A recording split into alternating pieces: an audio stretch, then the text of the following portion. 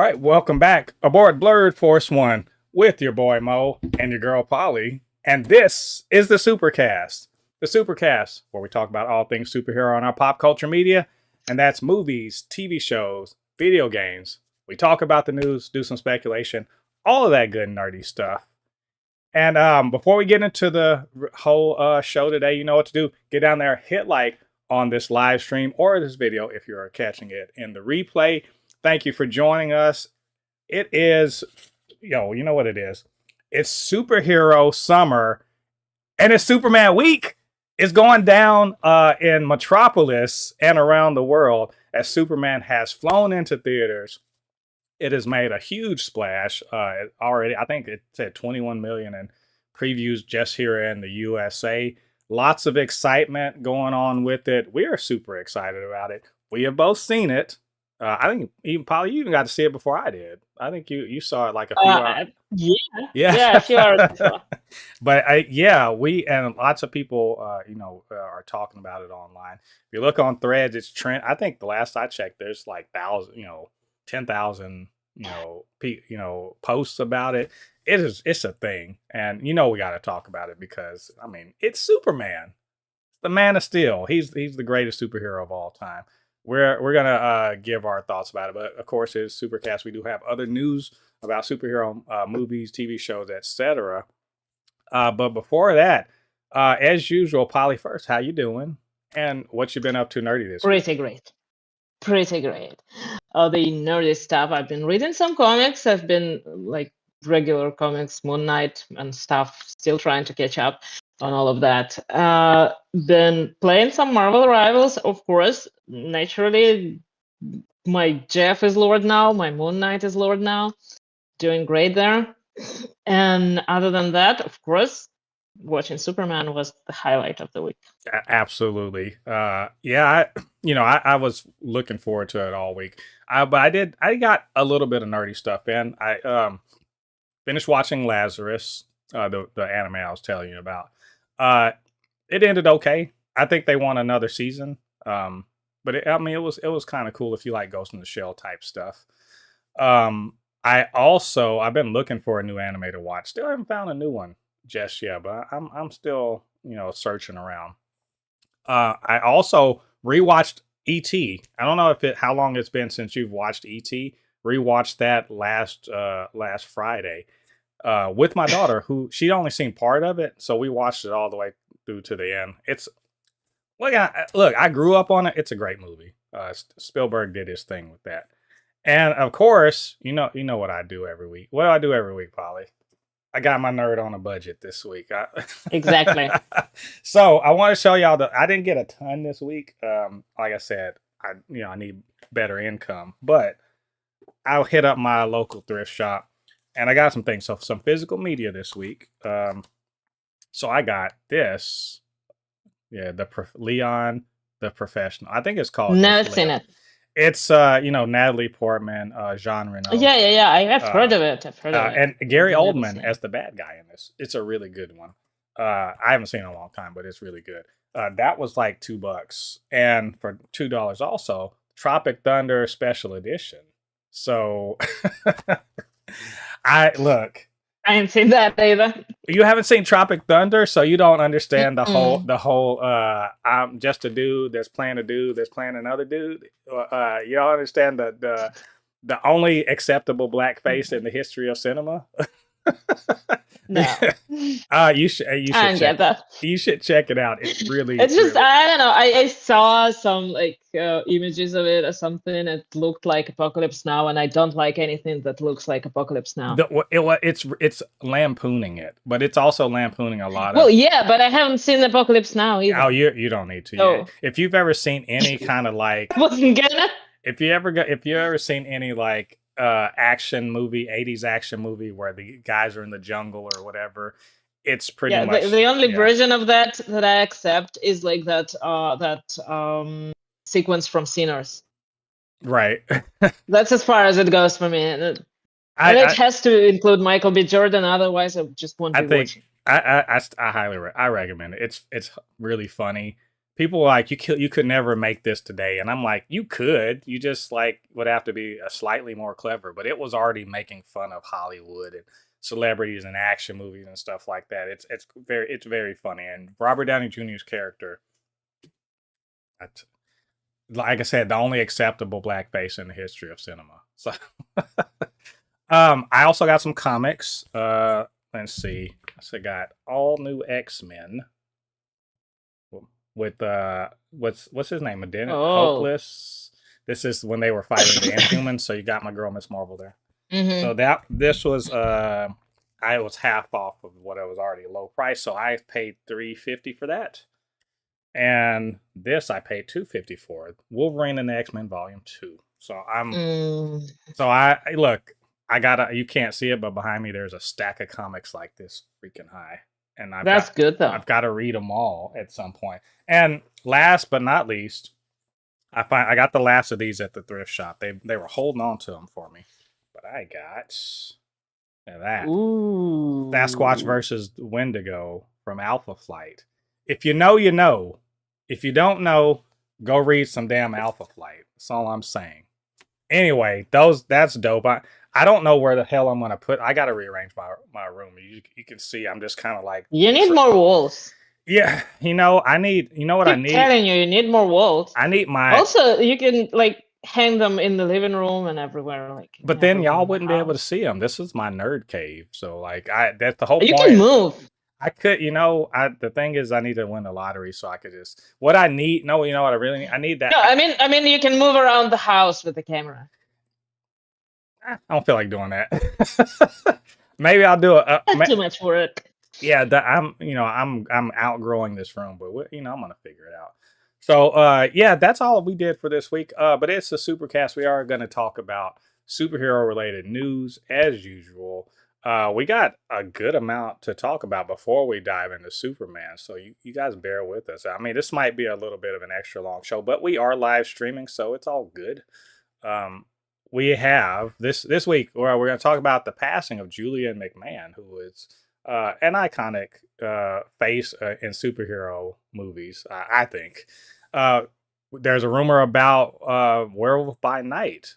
Could we be seeing more of it? Zack Snyder and James Gunn make an appearance on Rick and Morty, and I think it was pretty damn funny. David Zaslav goes anti-woke when it comes to Superman, and conservatives and just media illiterate people in general are mad about the new Superman, about what James Gunn had to say about the new Superman. We're going to talk about why those hit dogs are hollering, and also how their media literacy is, shit, basically. And then, of course, we are going to talk about Superman. There are going to be spoilers. I'm not going to lie. We will try to keep most of them out at the front, and then, spoiler full at the end of it. So I'm really excited about it. Polly, are you ready to jump into all this? I am so ready. All right. Well, let's get into it. So, Julian McMahon, which I didn't realize this was the guy's name, but I recognize his face. He was in Nip Tuck. He was also in Charmed. If that's probably the place where most people, at least around my age, knew about him. If you watch Charmed, my ex-wife was really into it. So that was my favorite, absolutely favorite show when I was like 13, 14. Right. Yeah, I think Charmed was like, I guess I was in my 20s, maybe early 20s. But my daughter's mom was really into it, and so I was into it by association. He was in that, and then but for us superhero fans, he was Doctor Doom in the first Fox iteration of the Fantastic Four movies. Now, say whatever you will about Fantastic Four, those movies. I don't think Doctor Doom was a bad part of it. He was over the top. He was not, now, mind you, he was not Latvian Victor Von Doom, Doombot making, Kershaw Richards. But I think he was, for what they gave him, he did a pretty good job with it. But all that to be said, he did pass away at the age of 57 after a battle with cancer, which is I feel like most of us didn't even know he was sick, um, or that he'd been battling cancer for a couple years.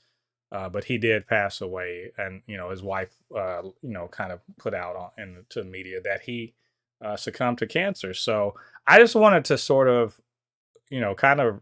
I don't want to say I was a big fan of all of the things he did. I'm not gonna lie about that, but I did enjoy his turn as Doctor Doom, and I just think it's unfortunate. Like 57 is too young, in my opinion. I don't know. You seem like you're more familiar with him and his work. So how you feel about this? From Charmed, of course, and it's pretty sad, of course, and now that's two of the main cast of Charmed that died of cancer, which sucks, obviously, because like Shannon Doherty died. Yeah, I think it was last year. Or yeah, it was a year, and, a year or two ago, something like that. Yeah, yeah, I think it was recent. Yeah, it was recently though.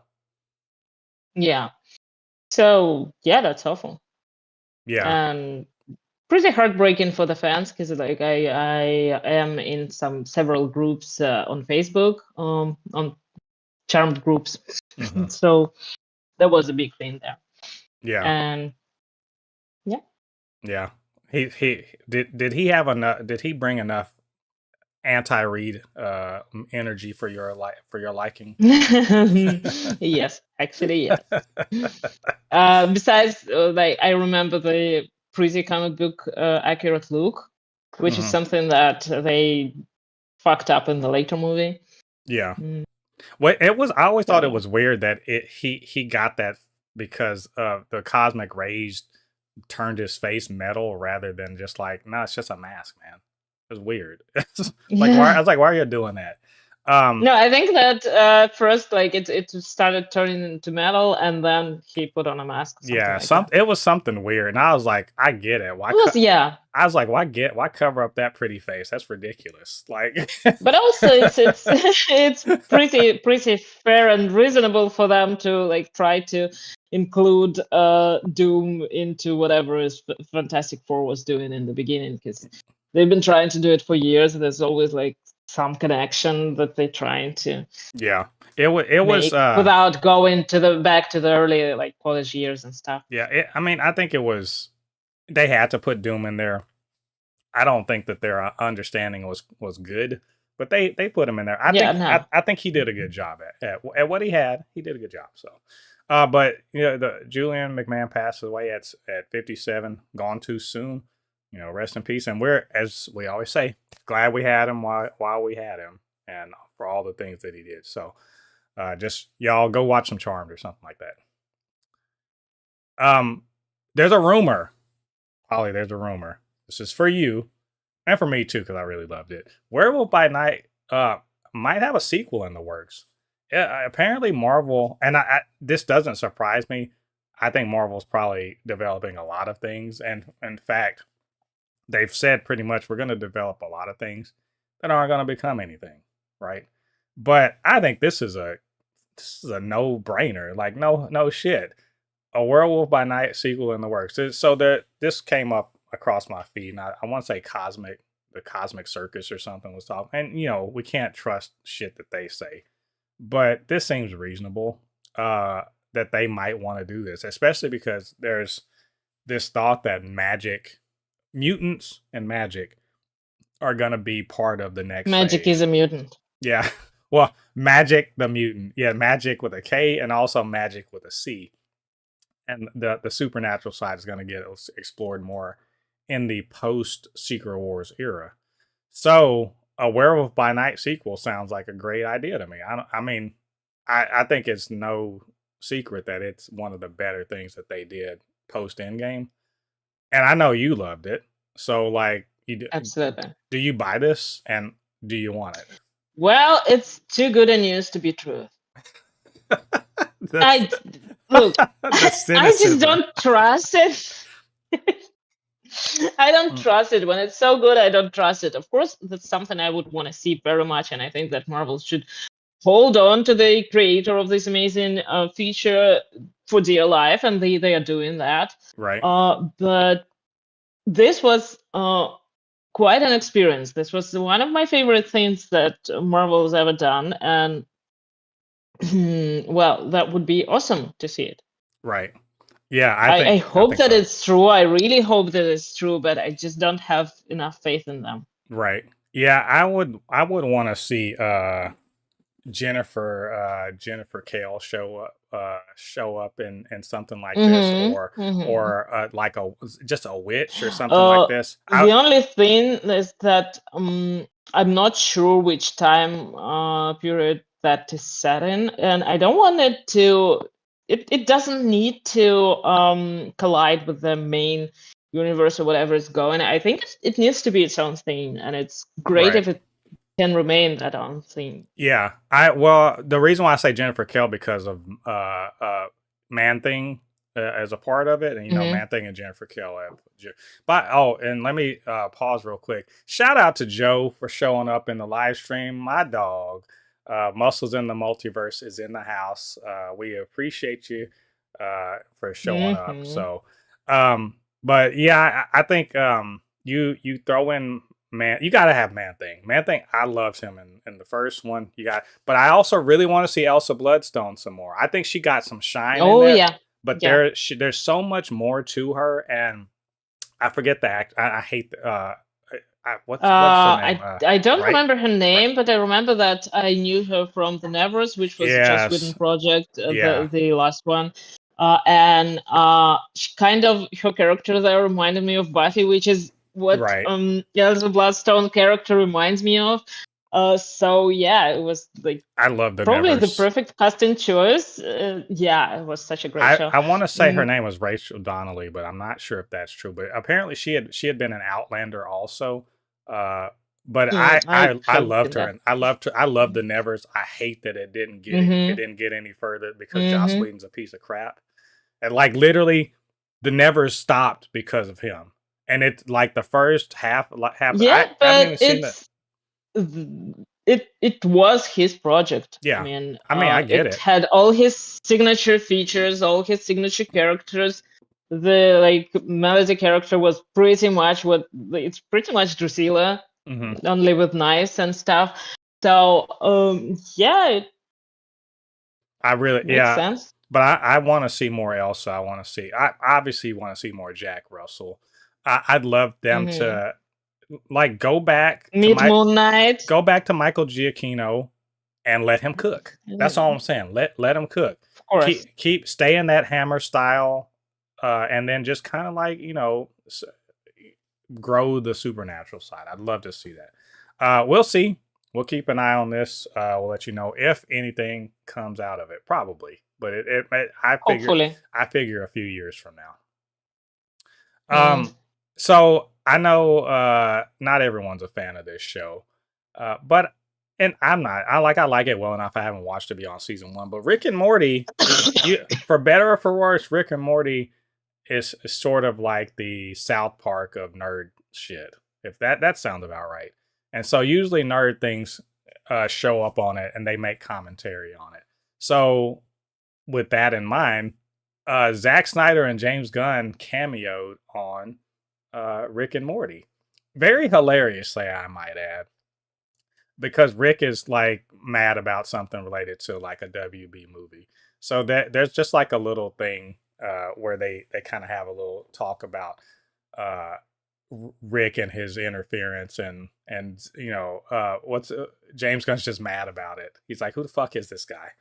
And I just love this. I've always liked people who are self-aware, of their situation. They don't think too highly of themselves that they can't poke fun at themselves. Like in Harley Quinn, you had a season 4, I want to say.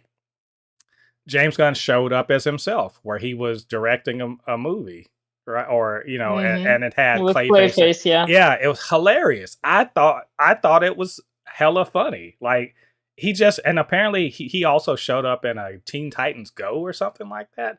So James Gunn, he doesn't think he's too cool to not show up and get made fun of or just kind of poked at. And he takes it in good stride. I love that Zack Snyder is the same way here. This is a funny little bit, right? And it's also poking fun at Snyder Bros. It's also poking fun at some of these toxic fans, right? Rick Sanchez is the ultimate toxic fan. You know, he actually has the power. Unlike Snyder Bros, he actually has the power to make shit happen, right? Apparently, according to Zack Snyder in this little bit, he imprisoned Christopher Nolan in a bookshelf because of Interstellar. So I just really like this. I wanted to get your thoughts on it real quick and see if anyone else watched this. Well, obviously, I just watched this bit right before the show because you told me to. But I don't necessarily have enough context to what was going on in the show because I don't watch the show. But seems to me like I do appreciate, when creators or whatever directors show up and make fun of themselves, make fun of the situation of some. That's nice. I just I'm not sure that people who are supposed to learn something from it will actually learn something from it. So No, they won't.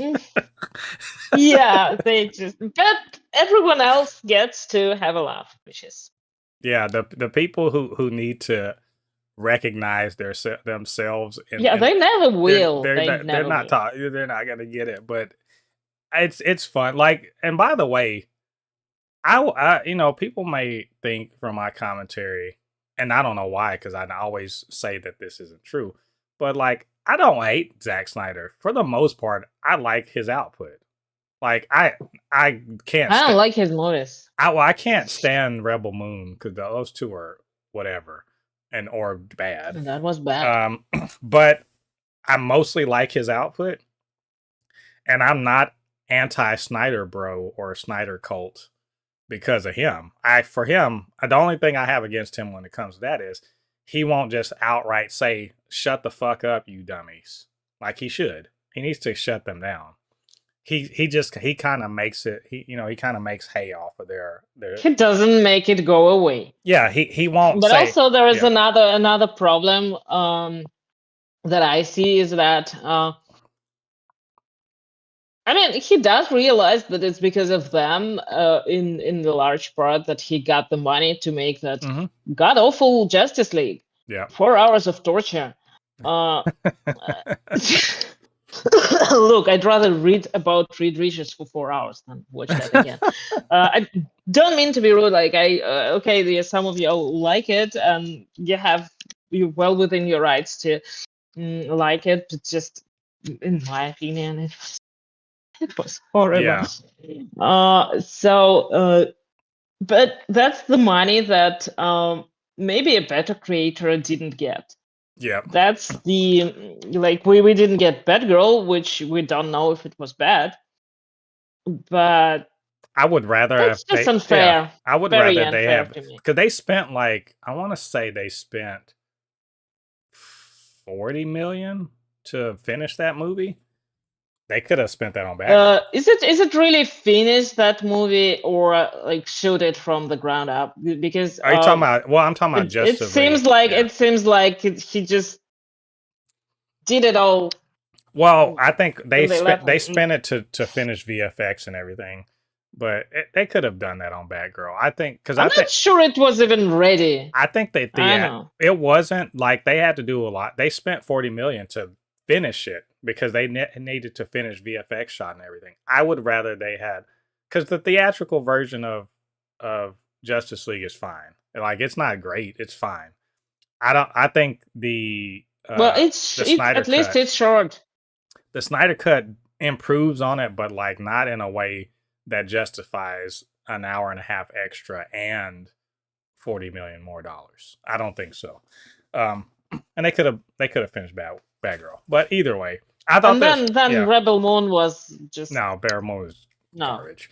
But I thought this was a fun bit, and Joe, I think Black Girl Nerds linked it. But if you need a link to it, I can hook you up. It's like less than a minute. It's a funny bit. So that I thought that was a cool thing. I hope they keep doing these sorts of things. And I think because James Gunn is just that kind of guy, they will. If they want to write something funny into it about him, he will show up. He will be the Stan Lee of Warner Brothers if they want him to be.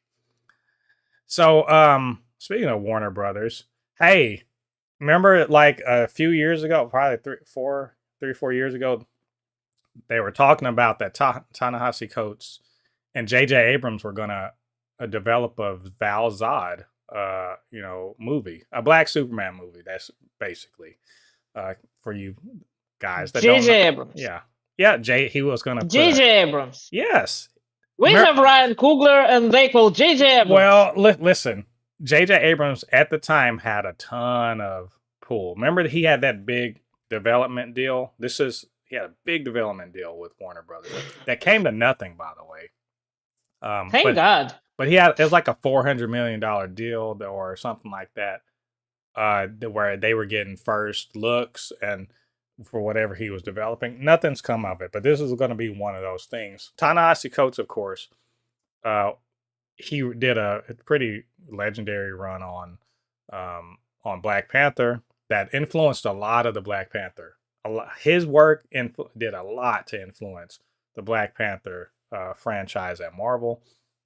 Also, he did a run on Captain America that was somewhat controversial, a bit. But he's written a lot of stuff, and they were going to write a Val Zod thing, and David Zaslav, famously progressive Discovery executive turned Warner Brothers executive, who embraces all sorts of diversity and wants to include everyone. When it includes white man. Well, that's the sort of diversity I was talking about, because he said this was too woke. Mm-hmm. It's like, get this out of here. It's too woke. Because Black people exist in it. I'm putting words in the man's mouth, but I have to assume that Zaslav, the backdrop for that is, for my editorializing, is that he's a Trump supporter. Now you might be like, well, what does that have to do with calling shit woke? I don't know. Has everything to do with it. I mean, like, find me a Trump supporter who doesn't cry about wokeness. Just find me one. A single one. That's pretty much when you know that about a person, you know enough about it. Yeah. Like, I feel like that it's a given. Now, did he kill this just because of the wokeness?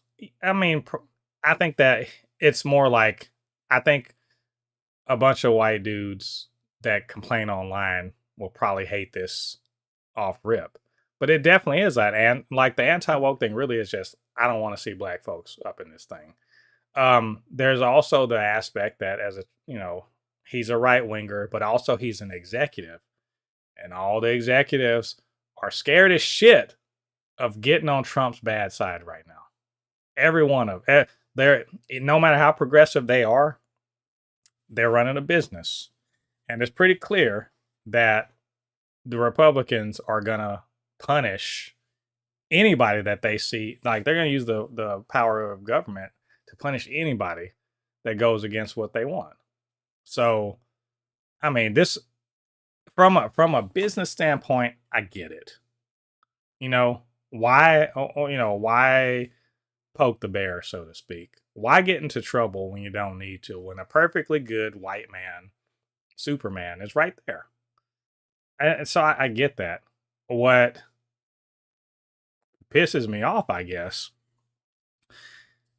is that Val Zod is a not just a valid alternate Superman, but an interesting one.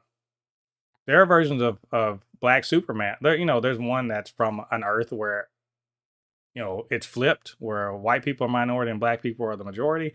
I mean, I don't really want to see that one. Not because it'll piss people off, but because, we've seen this before in media, and maybe it'll be interesting because then, maybe the people who can only understand stories because people look like them are going through things.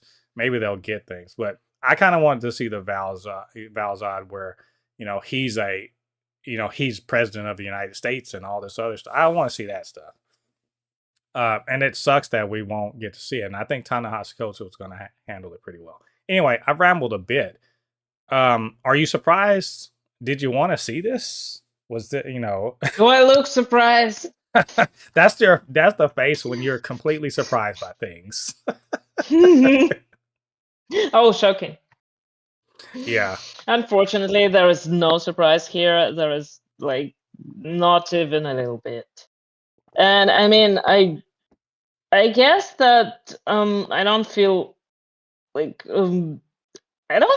that's something I wanted to see in particular, because I have never read anything about this character, and that's not something I expected to see or wanted to see. But I think that under current leadership, maybe if such a project would ever be made, it's better if it happens now or if it happens in the future than if it happened then.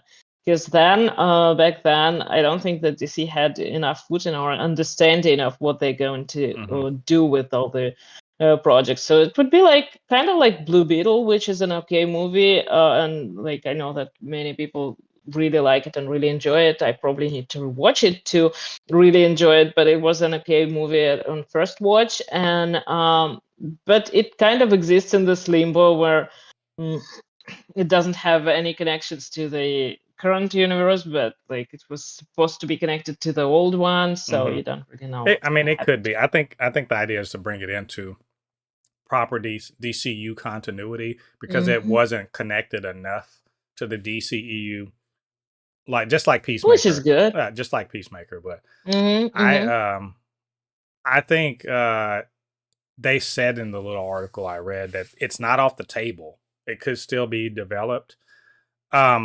I think kind of really, this is one of those situations where they've got to come in with such a strong story that they can't deny it.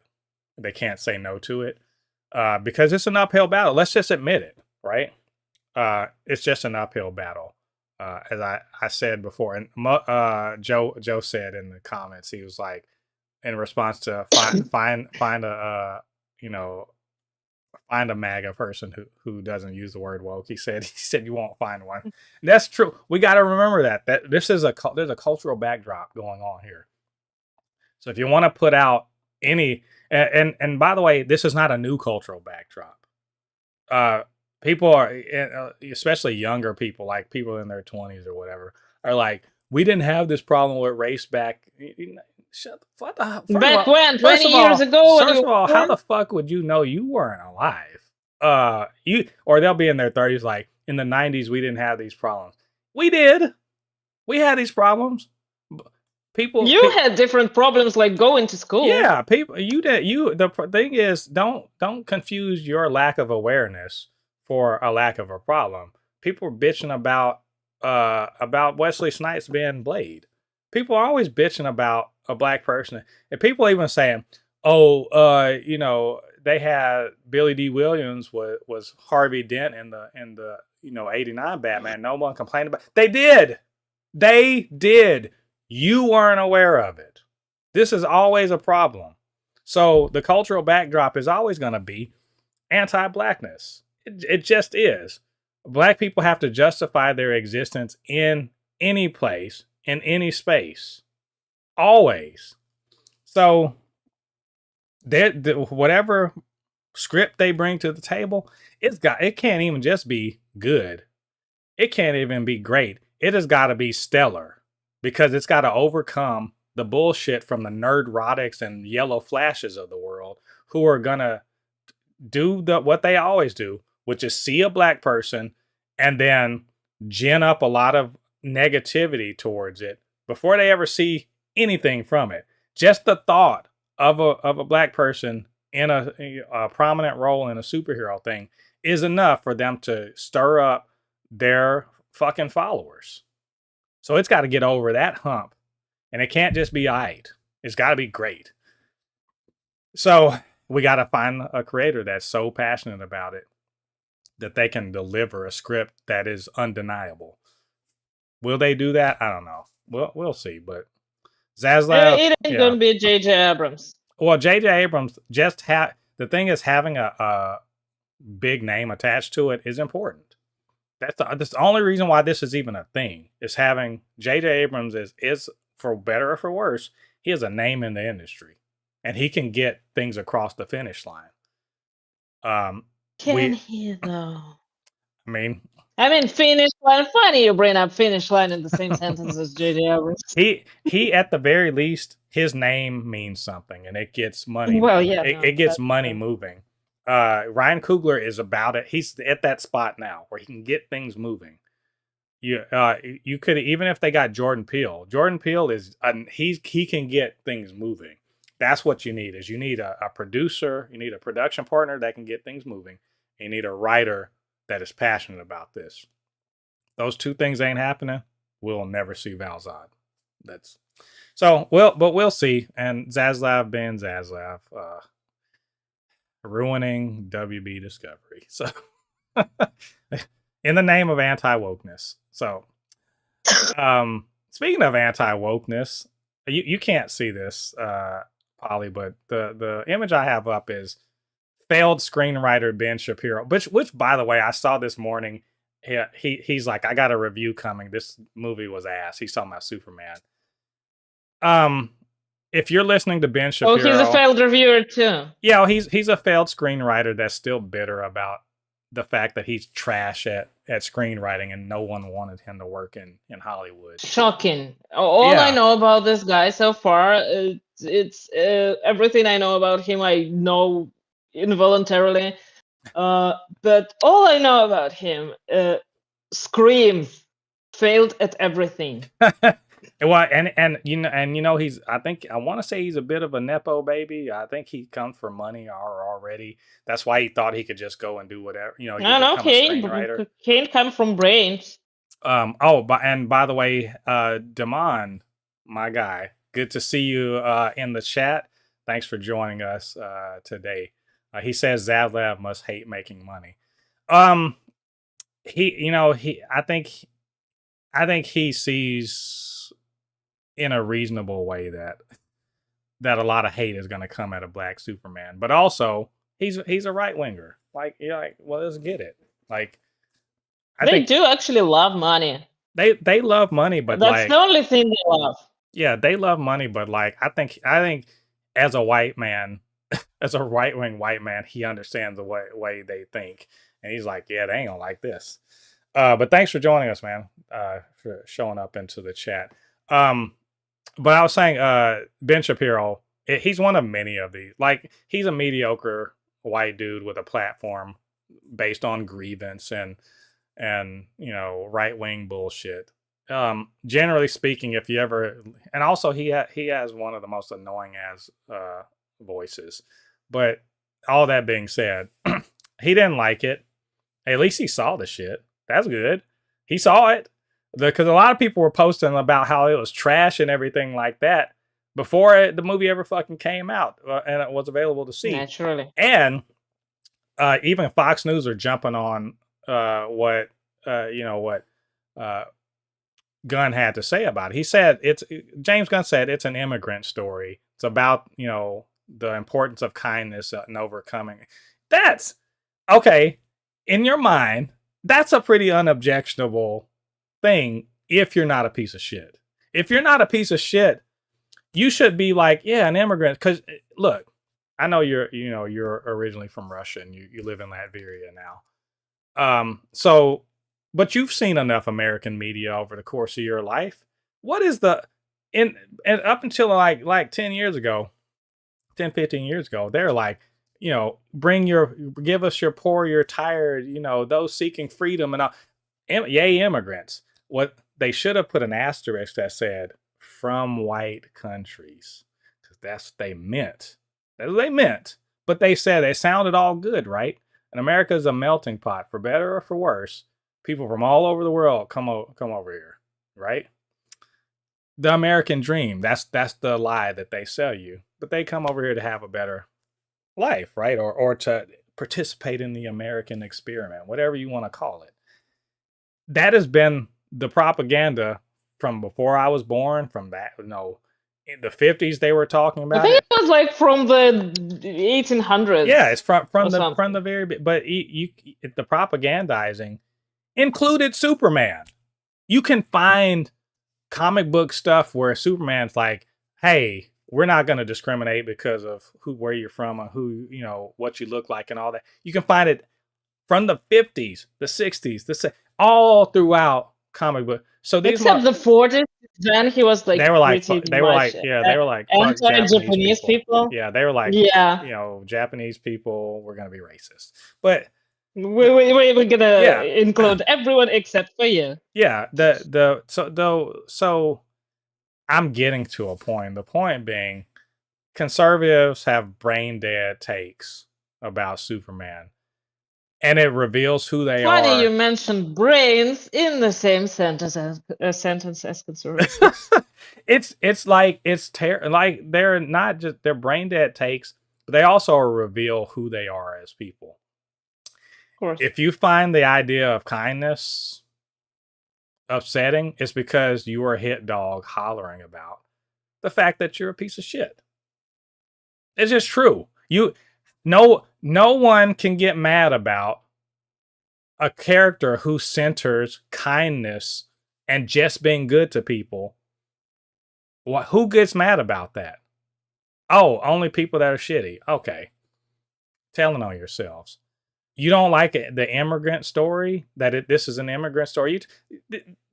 I think I want to say Ernie over at what's it? Why can't I say his thing? But Black Comic Geek. I never say his thing right. Anyway, you know what I'm talking about. He was just like, he posted the whole meme about silence comic book fan, a person who's never read a comic book has an opinion. That was Blurred Without Fear. Without Fear. There. Okay, my bad, Ernie. I know you are. I just my brain stopped for a second. But he said, but I love that meme because so many of these people talking about, they're like ruining the character. You don't know the fucking character. You don't know it. There's no fucking way. Thank you, Joe. Yeah, Blurred Without Fear. Thank you. You don't know the fucking character. There's no way you know the character. You can't. They're like, he's not an immigrant. He's an orphan. He's literally from another fucking planet. What is an immigrant? Oh, you're gonna change it because it doesn't fit your narrative. Because you know why? Because you're all Lex Luthor. No, it's because he is white. It's that, but they're all Lex Luthor fans. If they are the minions that would do Lex Luthor's bidding. They are. Yeah, that's literally those guys who are sitting. Jesus, they're the monkeys in this movie, guys. Yeah, that. Like, hard, awful, god awful takes. I'm reading. I'm like, this got to be bait. It's got to be bait. You can't be this stupid. Even the person you can. Yeah, even the most person that's randomly knows Superman is known by damn near every person on the planet. If you've ever heard of anything, you've probably heard of Superman. He's well known. Like, how do you get these things so wrong? It's because, to me, it's about the message. Not the facts are irrelevant. We already know with these folks that facts don't fucking mean anything. If they don't fit your existing worldview or thoughts about the thing, then you throw them out, or you twist them, or you lie. And that's pretty much what they're doing. James Gunn didn't say anything wrong. It's literally an immigrant story. The dude is from another fucking planet. He grows up and is acculturated in the United States, in the Midwest, gets the values of Ma and Pa Kent, and proceeds to use his power judiciously based on those values that he learned in his adopted country. What else is there? And you're gonna sit here and argue with us that this is like he doesn't know the character? No, bitch, you don't understand the character. You never understood the character. You don't. If the character y'all know and understand is Homelander, that is your Superman. And if that's your Superman, you get the fuck out of here. Like, you're not a real one. Anyway, I'm sorry. I've been ranting a bit on this, but like, god damn it, Nah, like, that's I wanted. that's understandable. Did you ever see there? This is an old meme or old saying meme or whatever from the internet. They're like, I wish there was a button that could let you punch somebody across the internet. And I'm like, Yeah, of course. I want that because like, god dang it, these people, you guys they're just shitty people, and they are mad that this media exposes them for what they are. They think they're the heroes. They're not the heroes. They are the minions of Lex Luthor. All right, I'm done for real. What say you, Polly? Well, I think you mentioned that in show notes that it has to do with media literacy, and I just posted it recently that we can't expect that from people who need AI to explain to them what's been said, because that's literally what they do. They go on Twitter and they ask Grok to explain to them the meaning of the tweet. I mean, Jesus, can't you read? And I know they can't. I mean, they technically can. They can see the characters. They just don't know what words they're making up. That's ridiculous. That you can't be that stupid. You can't read content like that's what you were supposed to do in school. You were supposed to read books, read classical literature, and then analyze it, and then read whatever everyone else analyzed to see how the process works, to see how you can drive conclusions from what you read. It can't be you. I mean, it's a lot of content right now is pretty literal because people are trying to deliver the point in the simplest way, so even the idiots would understand, and they still don't get it. So that's I don't know, it has to do with not just American education. I guess it has to do with education around the world, because that's a big problem, and like people are getting stupider. Yeah, and I, even the thing is that if you ever heard the saying that, if a person's livelihood depends on them not understanding something, then they won't understand it. I think because a lot of people's personal self-worth and their understanding of themselves and their opinion of themselves is directly being attacked here. Like their belief, they're all tied up in the same thing. They will not understand it. They'll fight against it. They don't need, like I said, facts don't matter. They don't care about the portray. They'll be like, it's not comic accurate. You'll show them that it's comic accurate. Well, I just don't feel that. Oh, well, okay. Why the fuck did you say comic accurate? Don't you brought up a point. I rebutted it with facts. You don't like the facts. Now you disregard the point in general because like they can't just be wrong. Or there is there's a funny thing here, because I know that expecting a wiser approach is probably naive of me, but you can do that. You can argue a stupid point smartly. You can approach it in a way that would actually drive, and I'm not trying to help them here, but you can be smart about it. You can find things that really don't make sense, that don't work right, and you can be smart about it. But for that, you would need to actually do your own research and actually read the comic books, the source material, or whatever. And understand you would actually need to put in work, and you would need to be smart enough not to argue the point that is easy to argue, but to argue the point that is hard to argue. Yeah, I mean, look, I guess there's discussion to be had about whether how well this movie delivers its message. Are the messages any good? What is the whole? If you want to argue the content, we can have the discussions, but you will need to come in and make your case. Why is centering kindness bad? Just explain it. Maybe it makes sense. Explain why this is not an immigrant story, why this is not an immigrant allegory. Explain it. Just spend your time, do the work. Let's have the conversation. Because if your thesis is we need to be meaner to each other, because that's the anti. If you're against this, that's the anti. Be kind to one another. That's the antithesis of what this story is about. We actually need to be worse to each other, and actually, immigrants are bad. Or If you could side with Lex Luthor and explain why he was right, because yeah, he actually has sort of a point which you could argue, and which you could say that if we approached it not from this particular standpoint, not trying to defeat one guy, but like exposing not just that he came here to conquer everyone, but exposing how it's dangerous to have him around, which it is. Nobody knows what he would yeah, do, like, or if he snaps or anything. Argue that. At least be smart about it. yeah. But again, some of these people haven't even seen this movie. And remember, some of them are like, "This is, Mm. I'm hard pass, not going to see this. I want to see this." The message is shoving down my. It's probably They woke. they said a lot of shit, and I'm like, from one guy saying one thing about that, and James Gunn was like, "All right, you don't want to say, I don't care.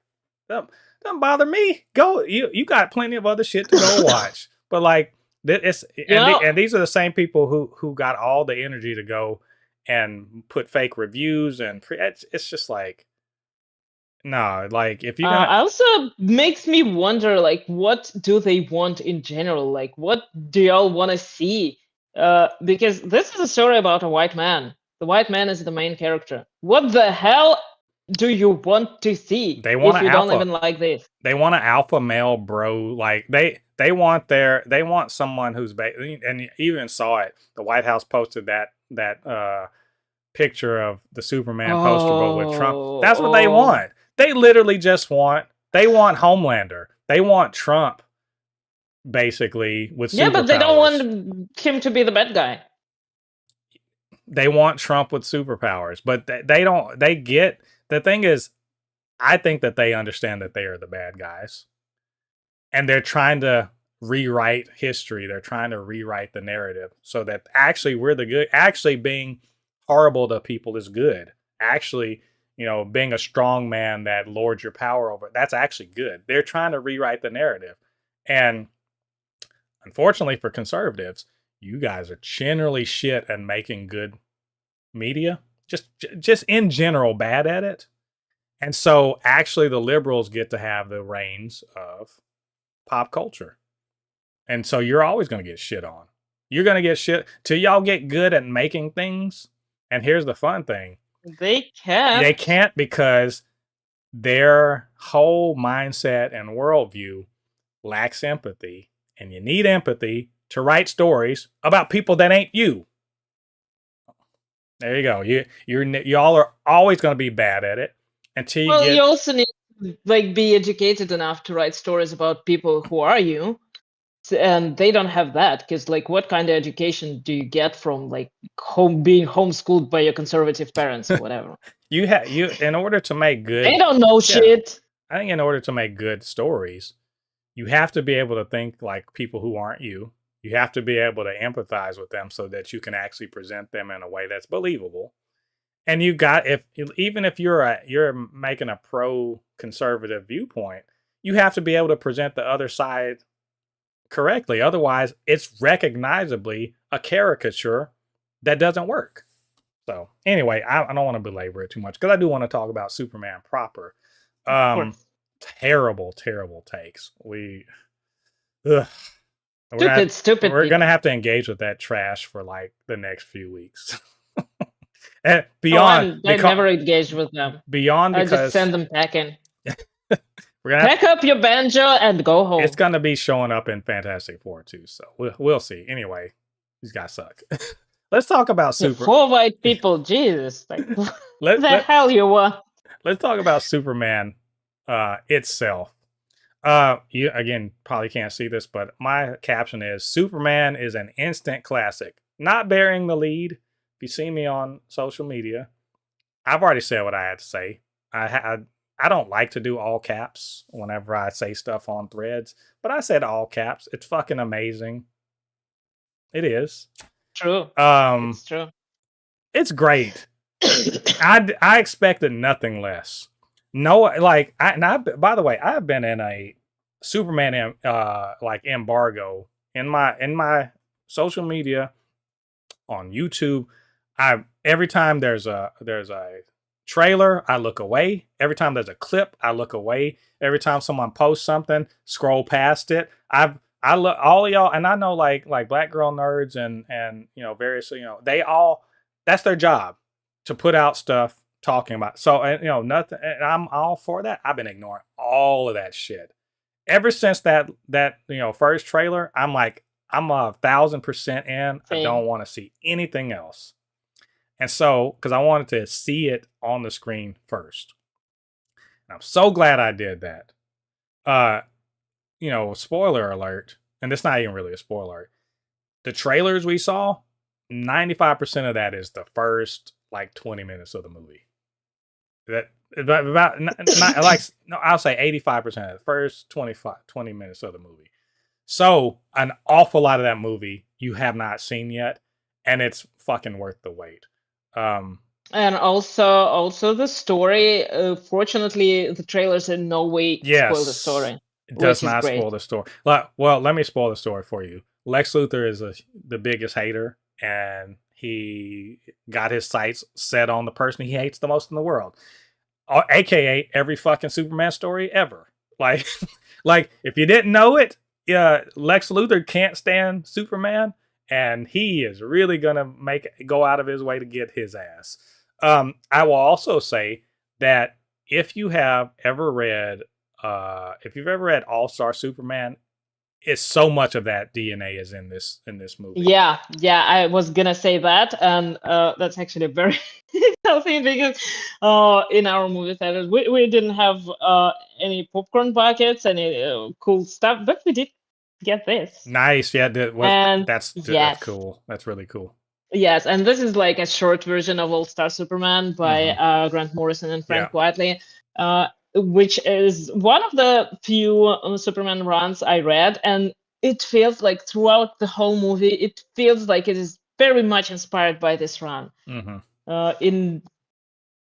It's not the same story, but it's inspired by the same run. I'd say at the very least, Nicholas Holt's rendition of Lex Luthor is so much like, and I meant to post this, but I just forgot about it.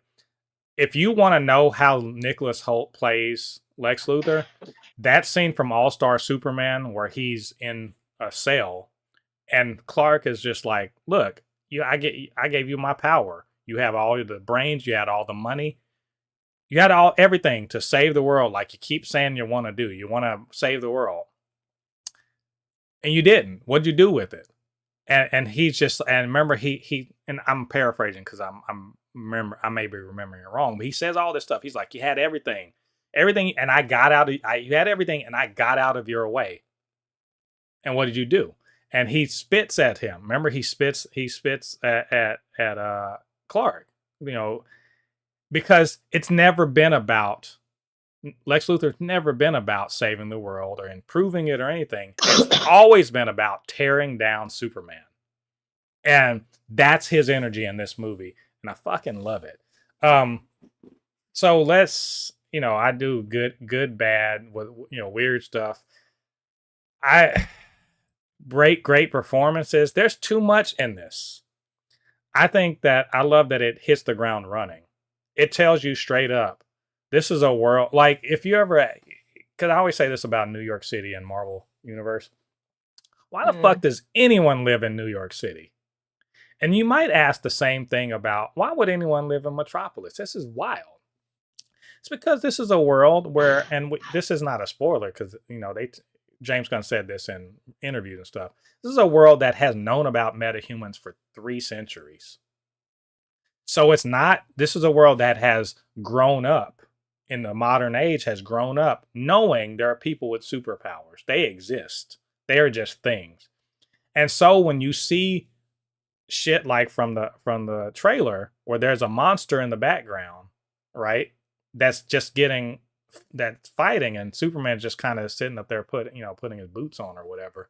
When you see that, understand that in the world of DC, the Metropolis, that is not weird.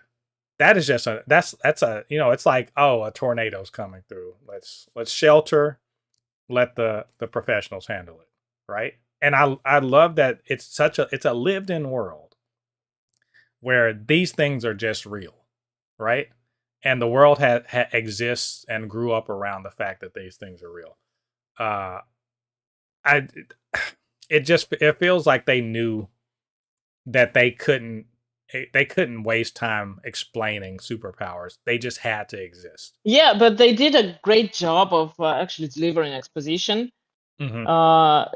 And I don't know, are we talking spoilers already? Well, wait, let's hold off on spoil. I just want to kind of do general impressions. But they did find a good way of delivering exposition so that you would feel like all the bits there of information. It's hard to imagine someone living like in the year 2025 and not actually knowing anything about Superman, or like not knowing his origin. But just in case, you get a little catch up on what's going on, and everything else is brought in, like it's shown. You can see, or you can hear it from the discussion that's going on. But yeah, the world feels lived in, and obviously it's easy to dive into the middle of the story because it throws you into the story right away. Mm-hmm. Something is going on, something's happening, something's been happening before the movie started, and you just taken on a ride from there. Exactly. That's great. I loved that. It's like the second movie feeling. Yeah, like, the way it was in, for example, like Avengers, Age of Ultron, or like Captain America, the Winter Soldier. Like it starts with something that the character's been doing because you already know the origin of the character, and that's very well done. I think it was very smart. It was very smart to leverage the popular understanding of Superman and just kind of nudge it along into the places where, you know, James Gunn, because, you know, he wrote and directed this. He kind of started off, everyone understands and knows who Superman is. They may not have a complete understanding of his origin, but they know enough. So all you have to do is just fill in a few spots here and there so that you have a more complete understanding of who this guy is. And then you can jump straight into the story, because the story isn't about his origin. It's about how he's responding to his impact on the world. Like it's literally, he's been working for a while. You know, people know and love him, but also his decision making isn't coming from a good place, isn't necessarily reaping great rewards. It's maybe causing some concern among the people that are decision makers, and it's kind of in question whether or not he as a hero is necessarily a good thing, even though he's doing good things. And then, of course, you have, like, people who are going to try to take advantage of the situation, people who are scared or concerned about who he is and his intentions, and that shapes the story. And it's a very smart way to approach it. I also love that James Gunn did not shy away from, I've said it many times before, why DC is great. Marvel, I love both comics, right? I love Marvel, I love DC. DC's claim to fame and what they got away from in the DCEU, except in a couple of instances, like I think Aquaman and Shazam really kind of actually do this well, is the Technicolor aspect of the DC universe. It is a bright, flashy, showy, comic booky world where unless it's Gotham. Unless it's Gotham. But there's super science. Sad and dark. There's super science. Everything's bright. There's super science going on. Weird shit can happen in Metropolis, and you never blink twice at weird crap going on, right? Some of Lex Luthor's inventions, I didn't even blink. Didn't even think like, does that make... No, it makes sense. It's because this is the sort of world they live in. Because if you can believe a man can fly. Yeah. One of my notes, and I said that I have some notes about the movie, is that first of all, it's very, very, very comic book. It feels like reading a comic book. Mm-hmm. Like in every aspect, including this world that they built, and it has a comic book science, which doesn't always make sense or doesn't always work. It doesn't actually. That's not how physics works, but it works because they built this world, and because it feels like you read in a book, like you're reading a comic book. Exactly. In every aspect, and in the way it looks, in the way it sounds, in the way things are happening, in the way like side characters are developed, and everything. Yeah, I think it's a great realization of all of the things that Superman fans have known and loved about various iterations of it. It's not just the comic books, the cart. Like I think there's a decent amount of the DC animated universe embodied in this rendition. I think that it's taken its cues from Silver Age and Golden Age. Like there's a little bit of everything. It's an amalgamation of a lot of great aspects of the design and the atmosphere of the DC universe. I think music wise, I know you're a music, you are drawn to the music. I think it's score. The score is amazing.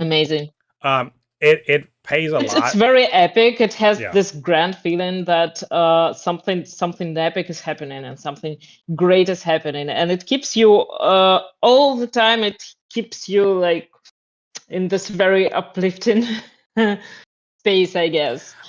Yes, and I love that. Yeah, they pay homage to the original Superman theme, which is iconic. I think it plays throughout the movie like a lot. Yeah.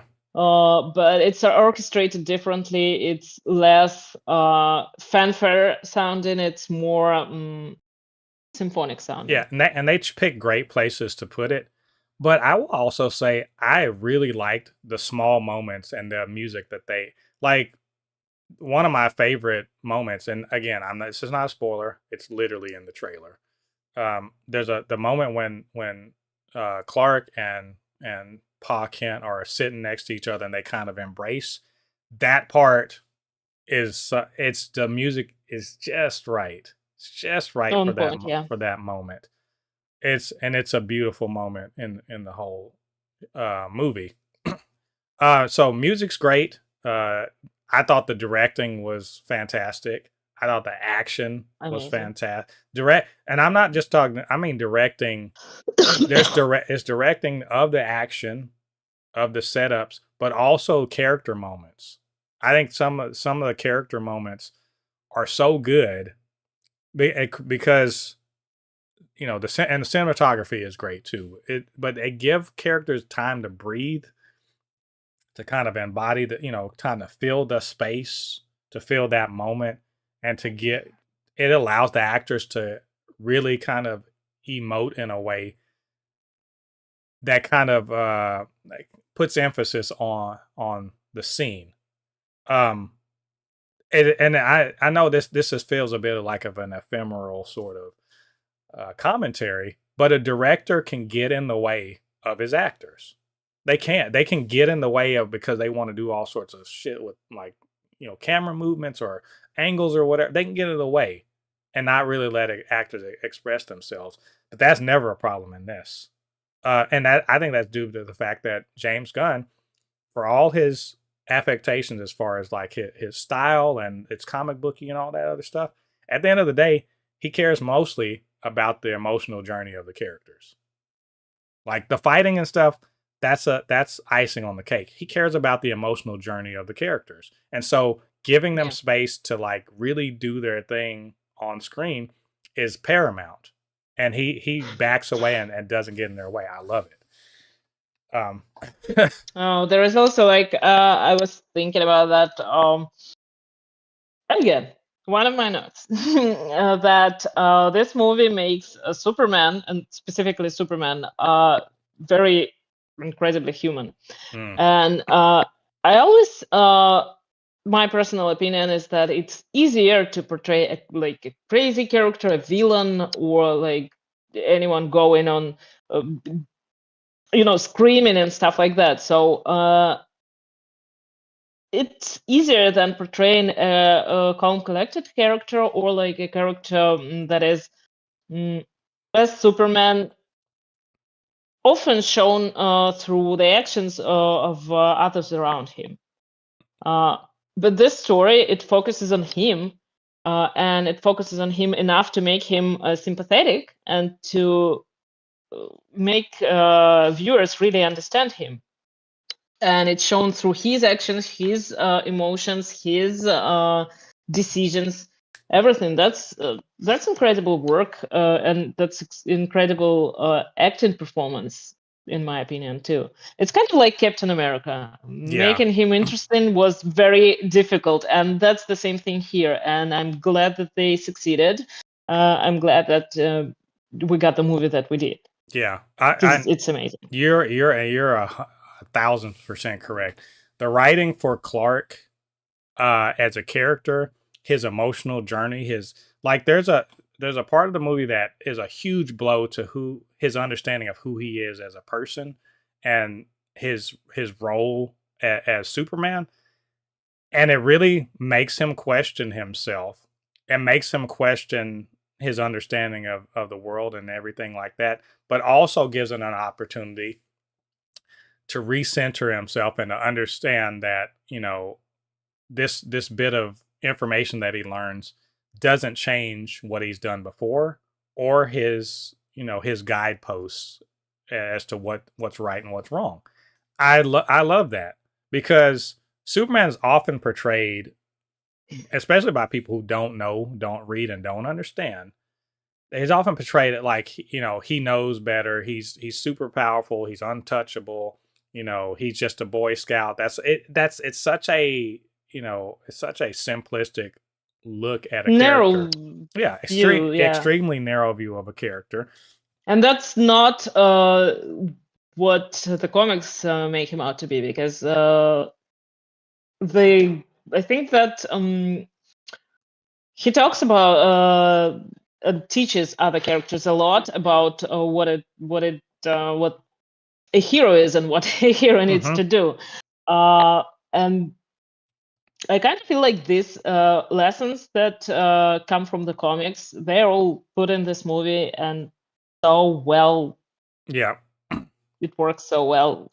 I don't know. It's a distillation of the the aspects of Clark Kent and Superman that ring the most true. That no matter where you find Superman, these things are true about him, and his guideposts that keep him from being a tyrant and instead have him being a protector and helper of humanity are all in there. And he goes through an emotional journey. He goes through a journey of self-discovery that they don't knock him from his path. They reaffirm his path in life and what he values and what he intends to do with the power that he has.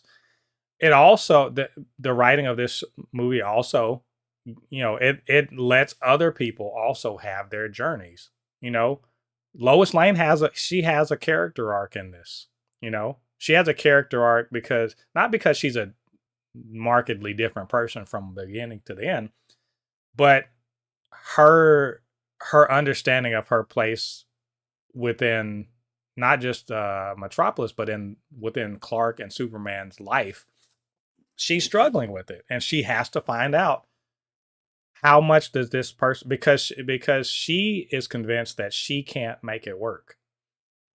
And this whole it's also very interesting. The whole her whole character is very interesting, because we usually just see her as this supporting character who doesn't really outside of like her own stories in the movies. I mean, she doesn't get much development. She's just a supporting character. She's just there, or like she's a journalist, and that's pretty much all we know about her. And that is like that is very annoying to me, because in this movie she is more than that. She's a person, and we get a lot of understanding of her and her character from like even several phrases that she says Right. about herself, about others, like conversation of how she acts around people and stuff like that. So this whole portrayal, despite again, she is a part of the main cast, but like she's not the title character of the movie. But still, we get a lot of information about her. Yeah. We do understand what kind of person she is, and that's great because that is again, this is one of the issues I had with the Man of Steel and the like Pulitzer Prize winning journalist. Like Where that's is not she? a character, that's just something you made up.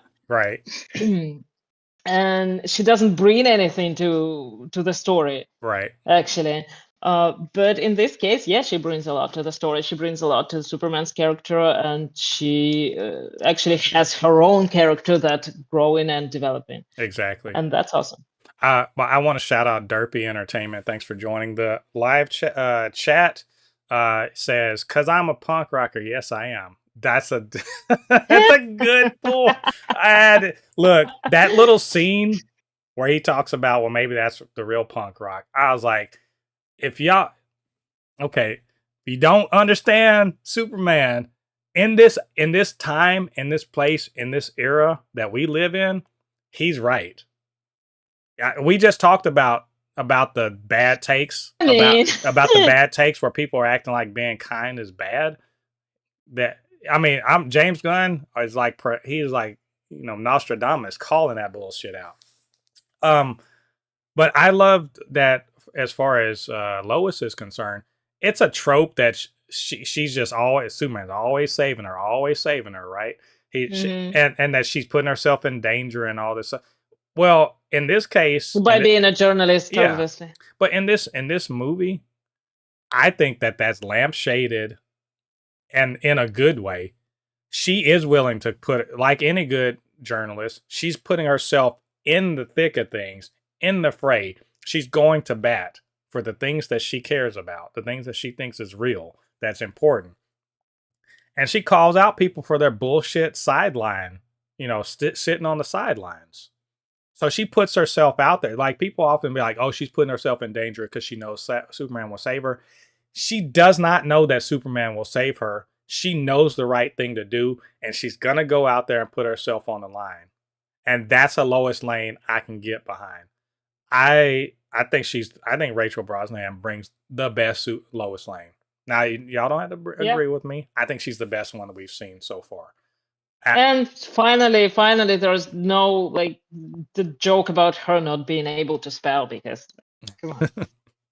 she's best. She's so good in this. And there's a bunch, like, we're gonna be here a while talking about the good. There are no bad performances in this movie. Nicholas Hoult, my God, you never want someone to hate you the way his Lex Luthor hates Superman.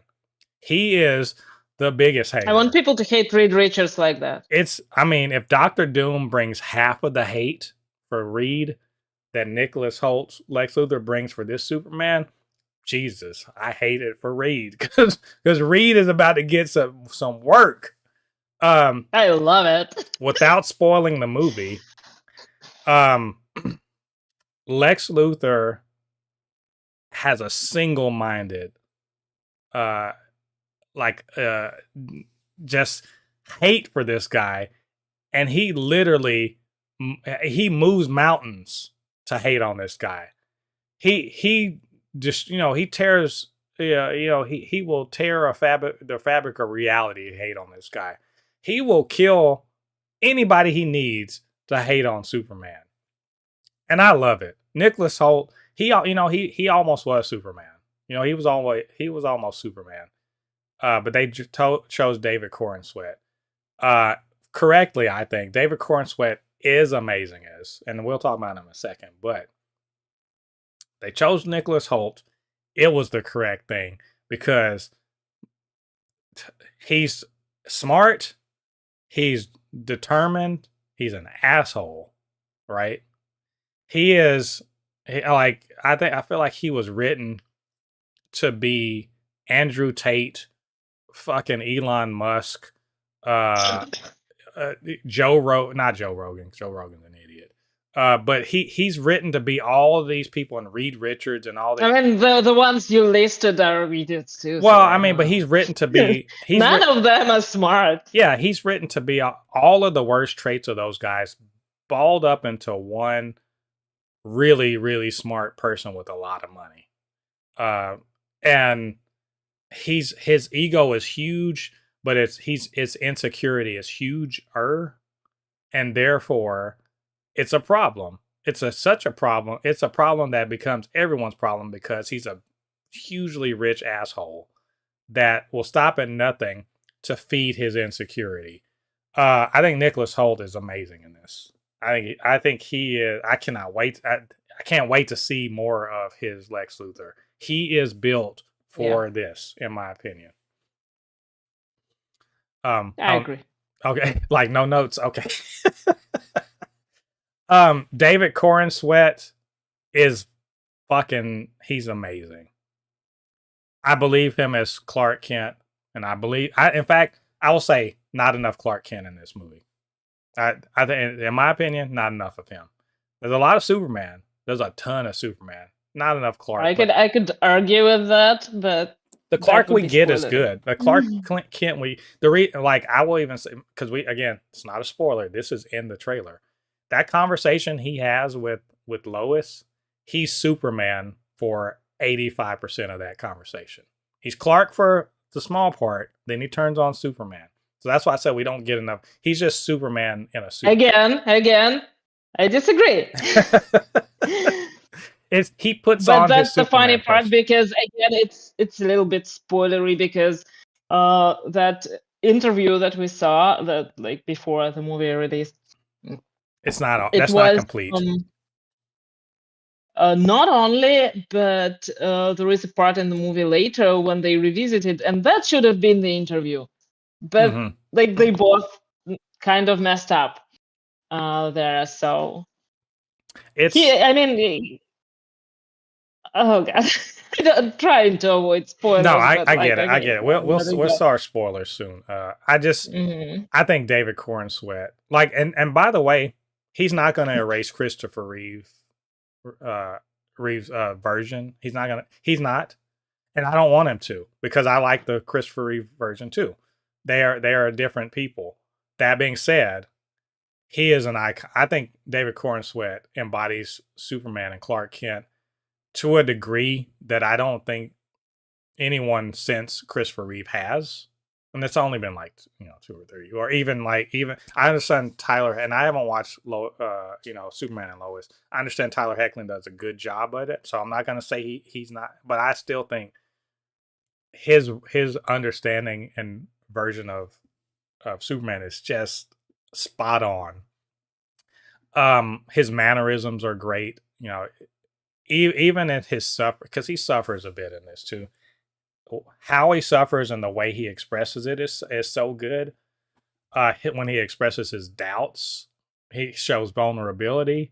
All of that stuff is just so great. So that when we see him getting in there and mixing it up, hell yeah, he looks great doing it. But as always, it's not always about the punching. And people who have surface level understanding of comic book movies or these characters will not understand that the punching is the icing on the cake. It's the character work that matters, and he's good in those moments. Okay. Do you have any notes before? Because there are other people I want to shout out to. No, I don't have any notes. I love it. Mr. Terrific is fucking awesome. He's so damn good. Eddie Gathegi, God bless him. He skirts the line of he's deadpan, but when he has emotional outbursts, and when they come in, I'm like, valid, 100% valid. I get you. I get why you're just like, what the fuck, man. Also, they allow him to be black. You ever notice when there's a super smart black character, suddenly their blackness is a bit like kind of erased out of their character, right? He clearly he's a black dude. He has reactions and like, and I'm like, yeah, for real. Like, I get the feeling. You know that in the comics, the Marvel comics, where they had that whole the cookout where all the black heroes Mm-hmm. were. Mr. Terrific would have been up in there. He would have been like there and hanging out and just chilling. I loved how much of a character he is in this. He's important to this, super important to this movie. Um, he gets to be he gets a really awesome scene where he's that guy, but also he is clearly an intellectual equal to Lex Luthor, right? He shows he's that guy, and I want more of it. And I understand that they're talking about maybe giving him a TV series or something, movie. Let's go, give it to him. I think there's enough of him in this movie that I want to see more. I think he's great. I'd probably watch a movie because like a TV series, uh, interesting, but why always a TV series? Yeah, I get it. I would like a movie though. I think he's really great. Jimmy Olsen. So you had Tyler Gazondo as Jimmy Olsen. He's not in the movie a ton, but I loved his character. I love Jimmy Olsen. I and I said I called him he's the luckiest guy in the world on this. It is so it's hilarious. Him and Eve and their whole little dynamic. I love the idea that Jimmy is just like that is definitely a spoiler. Yeah, I just love that that Jimmy is he's the it guy. Like and he's just like casually it. I enjoyed it very much. I want to see it. And they're talking about maybe having a series for him too. Bring it on. I'll watch that. I'll watch that. I don't know. You didn't like him? What? No, I didn't. I did as a supporting character, but it always it happens a lot. With a great supporting character, people always like, give me a show about this character, and I'm like, wait a second. They're good because you got a small amount of them. If you overdo it, it would be too much. And Right. I think this is the case where it would be too much. With Mr. Terrific, Possibly. it wouldn't be too much because like he's a hero in his own accord. But with Jimmy Olsen, that would be definitely too much. I think if they really, it's the Rick Jones problem, like or Snapper Carr. They're just kind of hangers on, and you're just like, why would it? But I think it would be interesting because they he had a whole comic book run, decades ago. But like everybody had a whole comic book run. I think it would, but and also if it would be an opportunity, and also I like him from My Adventures with Superman also. So if they could kind of bring the energy like that, also because it will probably feature Beck Bennett, who Steve Lombard he's hilarious in this. I really enjoyed his Steve Lombard character in this. He really channeled it properly. So I'd like to see more of that. As for on the villain side, and I'm not gonna belabor a bunch of these, but I thought Maria Gabriela de Faria was really good as the engineer. She's very intense and very much a problem. Really enjoyed her turn as that character. And there's there's other characters too, but I'm gonna shout out. What's his name? Kerrigan. Why Anthony Kerrigan as Metamorpho. I'm gonna be honest. I think he had the weakest performance in the whole movie, and he was still really good. Like I think his performance was the weakest out of all of the ones in the movie. He's still really good. I liked his character, but let's shout out Ma and Pa Kent. My God, they're not in it a ton, and some people are talking about it's a caricature Midway. Get out of here! I loved Ma Kent so much, and John and Martha. A million thumbs up. when they are on screen, they're great characters. When they're interacting with Clark, they're great. My favorite scene in the whole movie is that bit between Paul Kent and Clark, just kind of like reaffirming who you are, who you are. I love that. That's my favorite scene in the whole movie. But anytime they're on screen, I loved it. Just thank you for giving. Yeah, they don't have this refined portrayal. Like they don't look like some people who moved from the city to a farm. They do. They like behave and sound like people who literally spent their whole life in a farm, and they like people who are parents. So they have this family dynamic.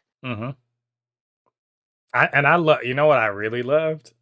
This is a bit of a spoiler, but it's just I love Ma Kent being like he's just a mush.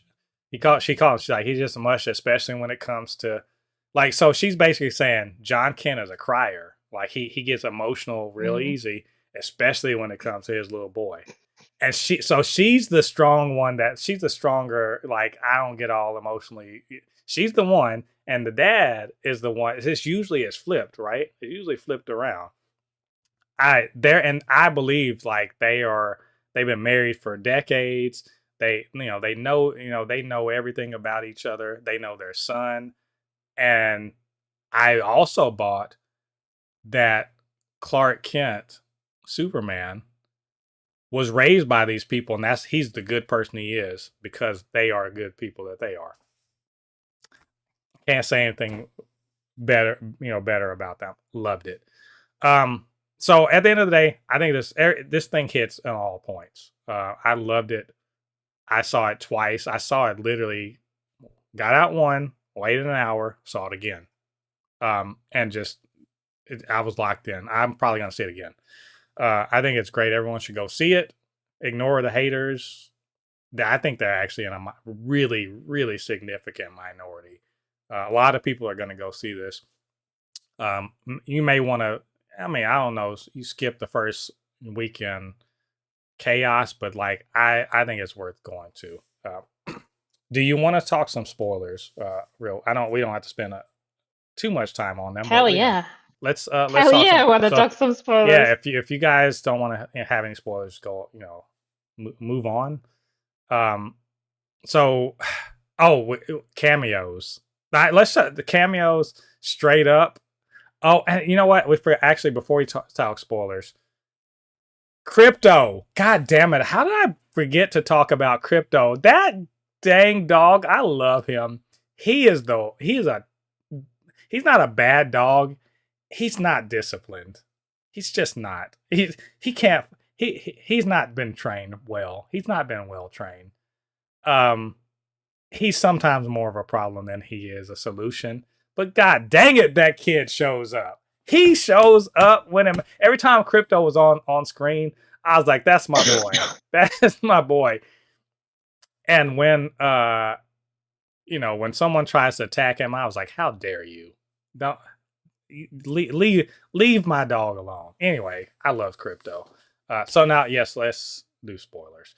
Cameos. Yes. Cameos. And let's start with Crypto while we're on him because oh my god. Seriously, first of all, when Superman goes to harass Lex Luthor about the dog, and everyone is like, what, he would do that for a dog? Hell yeah. And that's God, yes. One of the things that I loved about the character here is that he values all life, and even the robots that he has in his. Even the squirrel. The squirrel. Yeah, remember the fucking squirrel? Yes.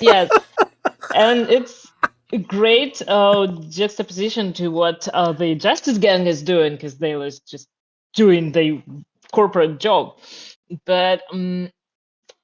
In general, the whole thing that he values all living things, even digital living things, and the opposite of it with Lex, when he just doesn't value anyone, not like people he's supposed to love or anything. And people who work with him, like even when the engineer was saying, remember when she said that she sacrificed her humanity to fight Superman. Mhm. And I kind of got this kind of disgust on his face, so he doesn't even see her as a human anymore either.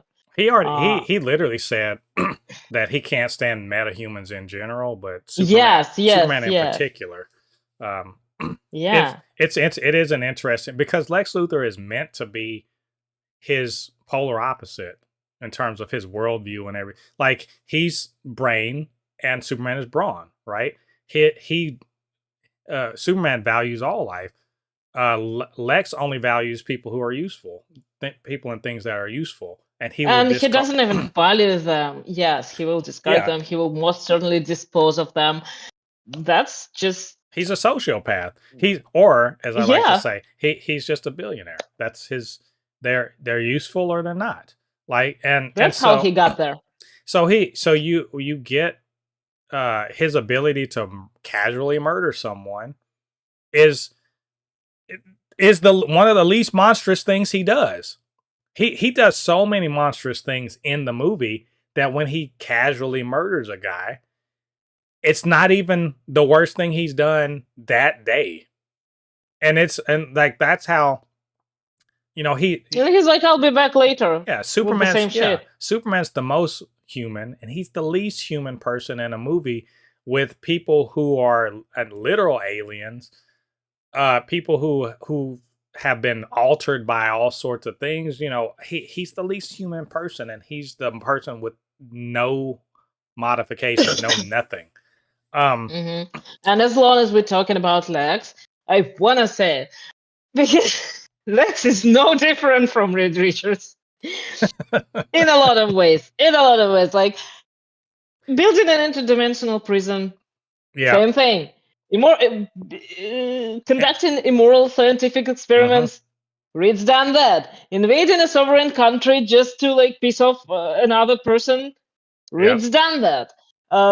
Having shady government contracts, Reed's done that. Reed Richards is Lex Luthor. You know, the difference between the two of them is one of them knows they're a villain and the other one doesn't. Yeah, and the other one doesn't. And everyone around them are fooled into believing that he is not a because villain. And besides, he's nice. yeah. And another thing I love though about Lex is that he's utilizing all the things that are being utilized by the baddies in the real world right now. It's like war profiteering, not profiteering, but like creating this conflict between countries for personal gain. It may not be monetary gain, but like either way, propaganda. Twisting the truth. He had bits of truth, but he twisted it. Rage bait and farming. Spreading like disinformation. Yes. He utilizes all the same things and methods, and of course, the monkey farm. Yeah. Jesus, that was. And by the way, I want to just note that was a beautiful bit of shade thrown. Because in our world, it's bots. In this world, all of that is a lot of that. There's real people doing it, obviously. A lot of it's bots and shit like that, rage bots, that are many of them from Russia. Yeah, but I love the fact that that it's essentially a backhand, like it's a shitting on it, because he's literally saying it's a million monkeys at typewriters, just saying whatever. He's throwing shade at not just the bot forums, but also at the people who really are doing this personally for rage bait. Beautifully done. Yeah.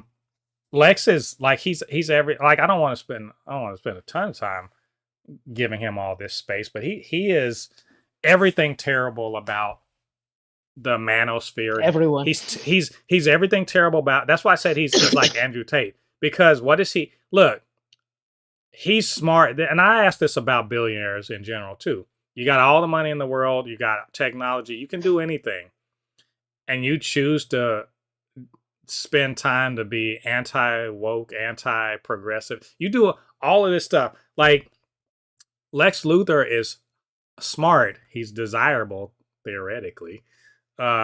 He's stupidly rich. And what does he do with his ex-girlfriends? My understanding here is all of them are in this extra dimensional prison. That's some Andrew Tate shit. That is some manosphere shit. Once a woman is out of favor, cast her away so that nobody can have her. It's fucking wild. He does all. So he's a manosphere piece of shit. He is a tech bro, the worst kind of tech bro that just does whatever because they can, right? And the worst thing about it is he's so smart. Unlike these people in the real world, he's smart enough to understand exactly why he's doing what he does, and he's doing it anyway. He literally, what Clark's is like, hey, it's because you're jealous. He's like, yeah, I know I'm envious. Yeah. I know that. I'm envious. I don't like people mentioning other geniuses in the same breath as me because I'm better than them by far, and it fucking pisses me off when y'all put me on the same level as a fucking Einstein or Galileo or something like that. Fuck those guys. I'm a million times better than them. How dare you? And even worse, he is so driven by his envy that he can't even stand the existence of someone who is better than him for any reason. But especially someone he knows he can never be an equal to because he's not satisfied with being the smartest man on earth or the richest or whatever the fuck like that. He does so much stuff in this movie that is beyond the pale as far as scientific progress, where he is doing magic damn near with technology. And he can't be comfortable and happy with that, being smarter than Superman. He doesn't like that Superman exists and is on a power level he will never ascend to. And that'll never sit right with him. It is wild. And it is also, he's aware of it and he doesn't give a fuck. He is as evil as you can become in this. He was going to euthanize he was going to experiment on Crypto and kill him in a slow way. Yeah, that's like, that's too far. I know Crypto is like a super But besides, dog. he was literally like you said, he was ready to tear the world apart for Superman. He's literally ready to destroy the world to kill Superman. He is half of the problem. The other half of the problem is all the people in that room with him. Yeah, working for him. Like, how stupid are you? And I know exactly how stupid they are because there are people like this in the real world, and a lot of them. Oh Jesus, I was gonna. Well, I also wanted thinking about something else. Oh yeah. I wanted to shout out like a kind of it's not an Easter egg, but kind of a reference to the original Superman the movie, the original one. One of the people that worked for him and one of the main guys is Otis.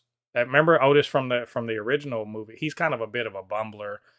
Henchman for him when Gene Hackman's Lex Luthor. In this one, far more capable, and he's one of the people that works for Luthor Corp that's in the room with him. I did like that reference, and I did notice it. You're right. There's a ton of people that like, and this is again a commentary that people may or may not miss. There's a lot of enablers with it. Lex could not pull any of this shit off without other people, but because of his high profile nature, his money, right? His position, his position, his influence, he gets people who are amoral or able to like set their morals aside or whatever the fuck to do clearly illegal and bad things. Everybody in that room is going to prison. And they should, but they all know what's up, but they want to work for this guy. They want to see his plan. And maybe they believe in the things because he sells a bill of goods that has not a fuck thing to do with why he's actually doing it. but he's selling this whole, oh, he's dangerous, we got to get rid. So there are some people that may be true believers, and there's even a reference to that where Lois Lane says that, you know, he wants to take Jaranpur and turn half of it into take half of it, and his true believer, technological utopia. Yeah, his millions of followers. So that's which is something Reed's done. Yeah, well, that's a reference to Elon Musk's whole mystique about going to Mars and shit. Like, that's a reference to the aggrandizement of Elon Musk as if he's a real genius. He isn't.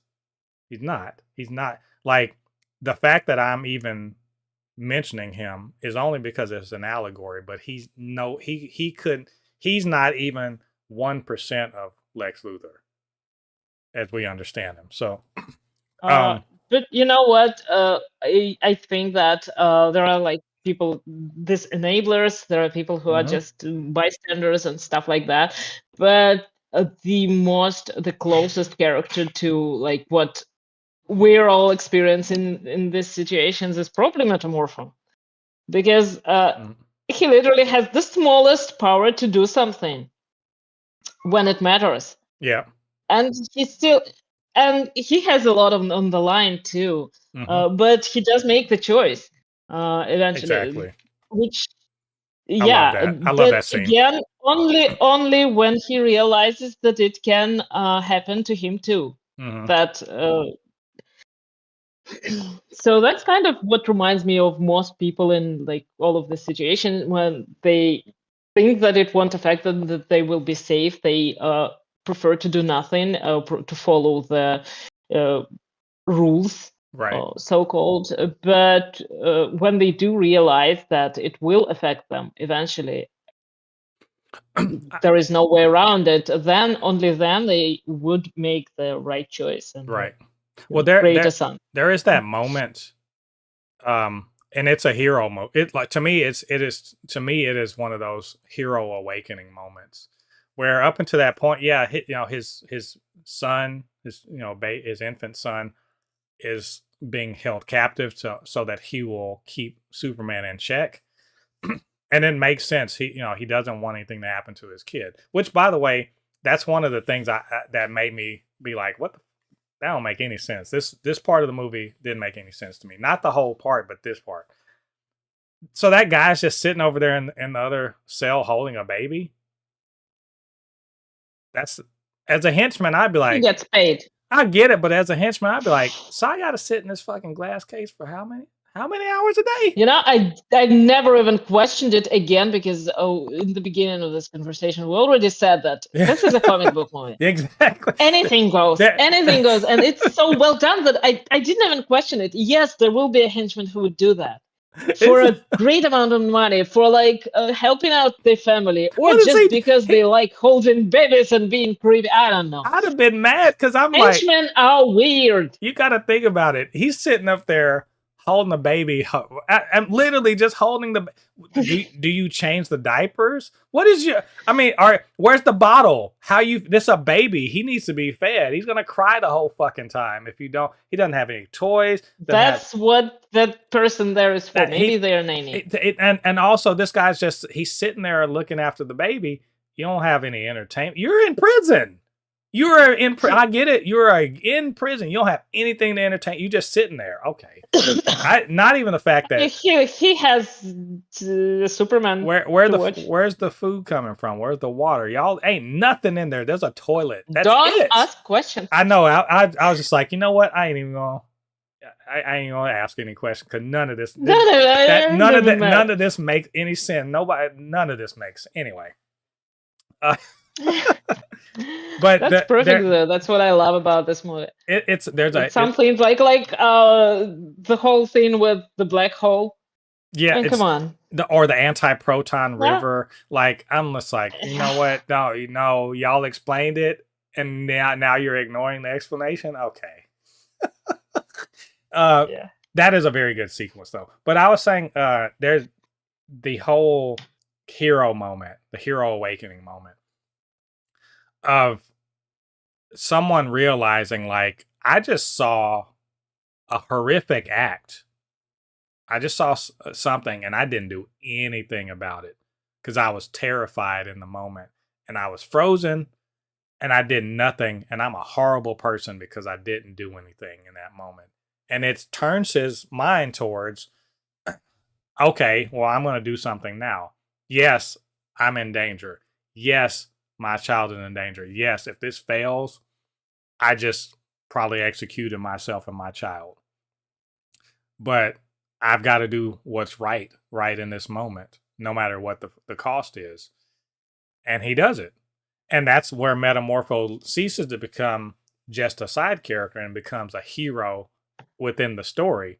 And we see that later he shows up as a hero, in the climax of the movie. Ultimately he makes the right choice and his child does not get killed. But he makes a sacrifice, a potential sacrifice that could turn out bad to do something good, because he didn't want to be the instrument of Clark, Superman's, imprisonment and death. He didn't want to be that. He was doing it out of fear for his position. And I think it's interesting that also the two, the ballerina or whatever, the hot girl and whatever random guy, they were those guys that were going to call the police. They were going to call the police on Anne Frank. They were going to call that prison is like living in Russia these days. Exactly. And they're all because they think that somehow they will tell, because they're afraid that if they will, because they don't think tell, that they will be good for this. Yeah, if they don't tell, they could be punished. If they do tell, the worst that can happen is nothing changes for them. But maybe they'll there's this hope that maybe they'll be rewarded. Maybe they'll be rewarded. It is insidious and also real life. It's a beautiful moment. There is another moment though, which kind of has to do with this one. For me personally, I felt like it did. When Lois went to talk to the Justice Gang to convince them to rescue Clark, she could have just told them that they're gonna be next. Yeah. Why didn't she do it? Like, this is what you just explained to people. They might disagree, but that would be more convincing than just helping your friend. Yeah. Just explain to them that they're gonna be next, because that's what always happens. Yeah, they're knocking off the strongest person. She's not a great journalist. I think and the Justice Gang was such an interesting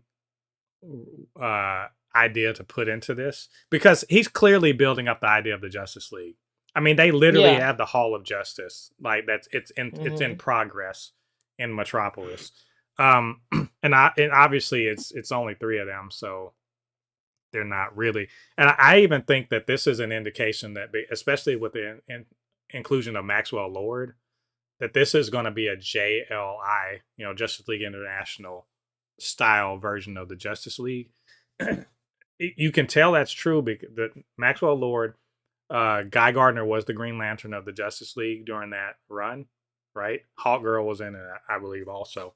So, and I think, I'm not sure if Mr. Terrific was, but I enjoyed their thing because they're all so different. But also, I think Nathan Fillion really gets to ham it up as Guy Gardner. He really does. He does embody Guy in such a good way. Like, he's a dick, but he wasn't an over the top dick. He's a lovable asshole, and I really enjoyed what he did with it. I think Hawkgirl was a little bit not in it enough, I think, but I think Isabella Merced did a good job portraying her.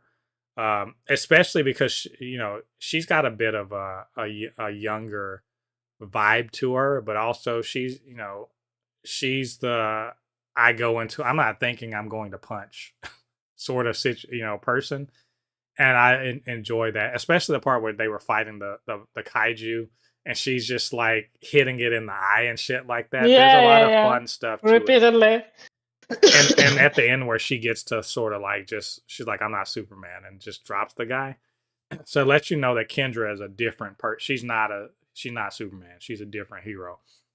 But their whole little oh well, ain't got nothing to do with me. Well, too much red tape. We don't really want to cause an international incident. This guy's your friend, right? Y'all want to show up for that? Oh, okay. I guess. And the way Lois read them for filth, she's just like, all right, cool, fine, yeah, y'all. She's just like, fine, you guys, some heroes, right? She's just like, let me get out of here. And then of course, Mr. Terrific, shows up. I like their dynamic actually. Terrific and Lois was a really good one. And he has such a badass moment with that fight. Yes, it's so awesome. There's a what could never. This is and this is a James. By the way, I want to say this is James Gunn doing a James Gunn thing. That little that we got that in the Guardians movies. There's especially Guardians 3. There was a fight sequence that we got at the end versus the High Evolutionary, but also we got a sequence like that in Guardians 2. We got a sequence like that in Peacemaker. This is in Peacemaker and the Suicide Squad. This is a James Gunn thing, and I love that. It's good. I love the fact they were like, "Oh, it's just a smart one." I was like, "Oh, bitch, yeah." Now he's gonna whoop your ass extra. Oh, he's just the smart one. Okay, bet. And you know what y'all are? Y'all are just cannon fodder because he whooped that ass, and it was so good. And the needle drop was good. I mean, what else can I say? It's great. If you want to know why a TV show or movie with Mr. Terrific would work, that scene. He's a badass. I love it. And also I love that it's from Lois's perspective. And so at the end of the scene, you turn back around and she's just like, what the fuck? Like, what the fuck just happened? Like, because she goes from like, holy shit, to realizing like, oh, I'm protected. And then what the fuck? This guy just like rolled through these guys like nothing. Good stuff. Cameos. We get to see Peacemaker, my God. And he shows up on the right-wing news show, which the host, played by Michael Ian Black, who is an actor that I have loved seeing in things whenever he shows up in anything. I really enjoyed his. Can I say he's like a toned down version of on The Boys, their news host that's in on like the fact that it's like a con or whatever. He's kind of like a toned down version of him. I liked him as that as the news host, but that whole little interview with Peacemaker was beautiful. And especially when Peacemaker's like, he's just jealous because I'm jacked.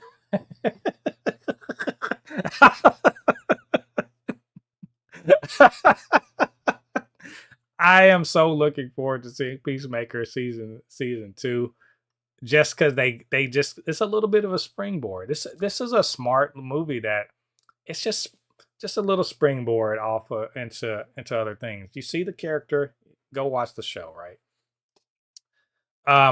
Also, we got to see Supergirl at the very end. I had heard rumors of it. I suspected, but the Crypto being in it when he said, it's really a Foster situation. Foster, yeah. And I realized, I was like, oh, we're gonna get Millie Alcock's gonna show up in this, and she does. And let me say, she's not what I expected. She was not in a good way. In a good way. I am intrigued. Who is this Supergirl? I'm intrigued by this. She's a teenager or like a young adult. She's definitely, because Clark is 30 in this, right? He's been Superman for 3 years. He's 30 years old. He's reaching like, he's a maturing adult. She's a millennial, so she is. Yeah, maybe not. Why? But he's in his. That explains all the crisis. He's in his career. And that's the dynamic in the comics too, is that she's a teenager, whereas he's like in his late 20s, early 30s, and even though she's technically older than him, he's the older brother, if you will. And she comes in and she's drunk, and she's been on another planet, and she's just kind of like, Crypto is kind of a reflection of kind of her wild, kind of wild, unruly upbringing and behavior. And I love what what did she said? Thanks for looking after Crypto, or she's like, thanks for looking after a bitch, and she just rolls out. And I was like, if that's the energy we're getting from Supergirl, I'm 1,000,000% in. That's so her little bit Plus, in there was if it's gonna be like a cosmic thing, good. that's gonna be amazing. And we know that, and Lobo is in and everything. Yeah. Yeah, and we also know that James Gunn can do a cosmic scene. Oh, real quick, let me give a shout out. I just saw our boy Snick Bamp Whip has rolled up into the chat. Oh, my guy, thank you for showing up. And thank you. We're in the spoiler part of the discussion, so chime in if you wanna give your 2 cents. I will read it out for you. But this is. Like, I love seeing Supergirl again springboard into something else. You just see her, she shows up. Who is she? What's she up to? Crypto is obviously going with her, so I wonder if Woman of Tomorrow is directly springboards out of Superman, or if she did her thing and then came back. I think it's springboards out of, because she looked too happy-go-lucky for having gone through whatever shit she's going through in her movie. That was really really cool. I'm trying to you had other spoilers you wanted to talk about? What but what was the part, if there was any part, that people like cheered or got a huge reaction to in your theater? What was I think there was the reaction to Ultraman being the clone of Superman. Was that gotta Who be looked like Anakin? Yeah. He looked so much like Anakin. Yeah, that got a reaction. I think the bit where Crypto was mangled, it was like attacking. I won't even say attacking, because Crypto he attacked only one person in this movie. Well, he attacked a few people. The part where he was dangling Lex got a big thing. There's quite a bit of like people laughing at certain like reactions or funny bits. There was a good bit. I'm trying to remember the specific ones, but like the part where Superman, like, he beats down on Ultraman, then he rises up and he has that little iconic pose. That was another one. Like, there was some good, like, real pop off moments. Peacemaker showing up, people laughed at that. So that, I mean, there was I think James Gunn understood the moments where people were gonna like. He could anticipate where people were gonna like react. We had one particular moment was the first time when that president of Barovia showed up and started speaking Serbian. Well, Croatian in his case. Did he? Because yes, it was like the moment when I was like reading subtitles, and they were similar to what I heard on the screen. I love that. That's right. People started laughing. I suspect it because, like, I know that obviously these are going to be, fictional countries because I mean, I think that is the same country. It's the same country that was in the cartoon, no? They're not the same country, but right? They spoke Bulgarian there, as far as I know, and like this was that's Croatian. and that was a consequence of the fact that what's her name that played the princess, but she is but she's from there. So like, and that's the thing about James Gunn. He's super respectful of, like, he's not just gonna like.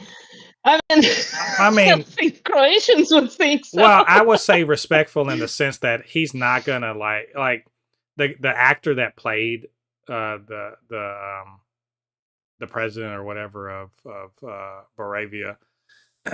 Like, he seems to be a native speaker. So that He is, yes. so they didn't just like give as you know, shitty Russian. There's a tendency Oh, to yes. have Americans do shitty Russian. And it's very bad. I think like Craven was the worst. The Yeah, worst in my life. And I don't say it lightly because there's been a lot of bad Russian spoken in American movies, but that was the worst. yeah. I did appreciate that. It seemed he got native speakers to be Yeah. the Baravian cast. That was cool. Not that I would know any different because the fuck do I know? I'm an uncultured American, but it sounded like it was on point. And also, Snick Bamf Thwip, we did talk about Mr. Terrific before, so I mean, we both liked him quite a bit, and I thought he was great in the movie. Oh yeah, you can chime in and like Yeah, but he tell us more. He says it's one of his favorite characters.